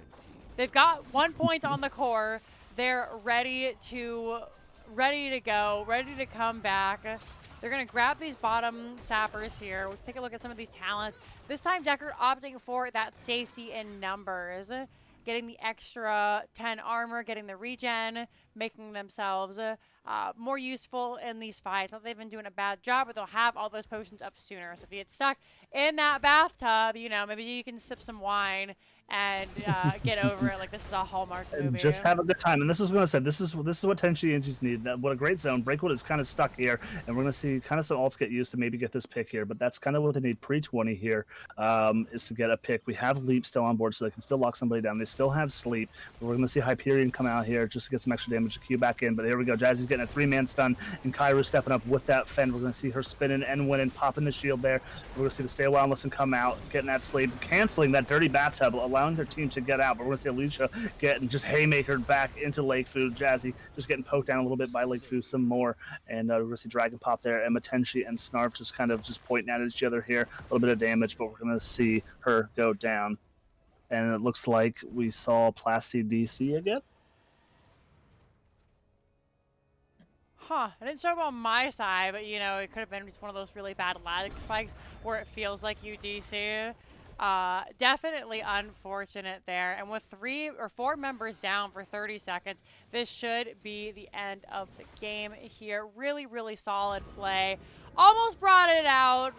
In the end, Rdy2Feed will continue to stay your champion. So, big congratulations to them. Out.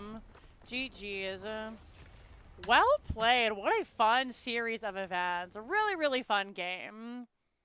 Yeah, absolutely. I mean, just Jazzy just throws like, I can't say it enough. Like, she should be Blizzard's matchmaker because these games are crazy intense, very scrappy. I mean, I don't even know what the lowest amount of kills this week was, which may have been game 1, which I think it was 12-10 or something along those lines. You know, but this one, 27-13 on the kills. Both of these teams just showing out for us in the chat. They did an absolutely amazing job. We can take a look at some of the stats here. Like you said, 21-13. There he is, Mr. Handsome. All right, Daxx. Tell folks about you. Oh, my goodness. I guess the best place to find me is I know I'm in Jazzy's Discord and in the NGS Discord, but Daxx_HOTS on Twitter is probably the best place to find me. Posting memes. I am a collector of memes. But I don't want to steal the thunder from Jinxie here, but I will plug, I guess, our, if you like our chemistry, I guess is the best way to put it. We are doing a weekly show over on the Nexus Gaming series called Nexus Edge. It seems to be Tuesdays, I think is the day. We're talking all things HOTS related and within the NGS community. And where can people find you, Jinx? Well, yeah, again, guys, if you like memes, if you like Heroes of the Storm, I'm putting together a stock show you guys can play. It's really cool. You know, I've only spent like 30-something hours on it, so if people want to play my stock market, then I would really appreciate that. But otherwise, you can find me over at twitch.tv/JinxeeKatt. I'm giving this full-time streamer life a try despite being vastly unprepared and underviewed. But, you know, like, that's cool. We're getting through it. We play Heroes of the Storm. We play World of Warcraft. We play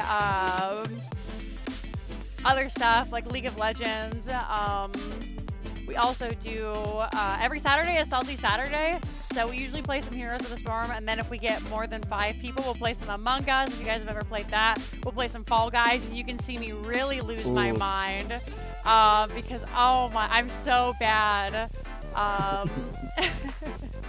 So that's what I'm up to. Every so often we'll play some D&D. It's usually over on Catcher's channel instead. So thank you to Jazzy for letting us come and hang out. Thank you guys so much for staying and viewing us. We love you guys all. Have a good night.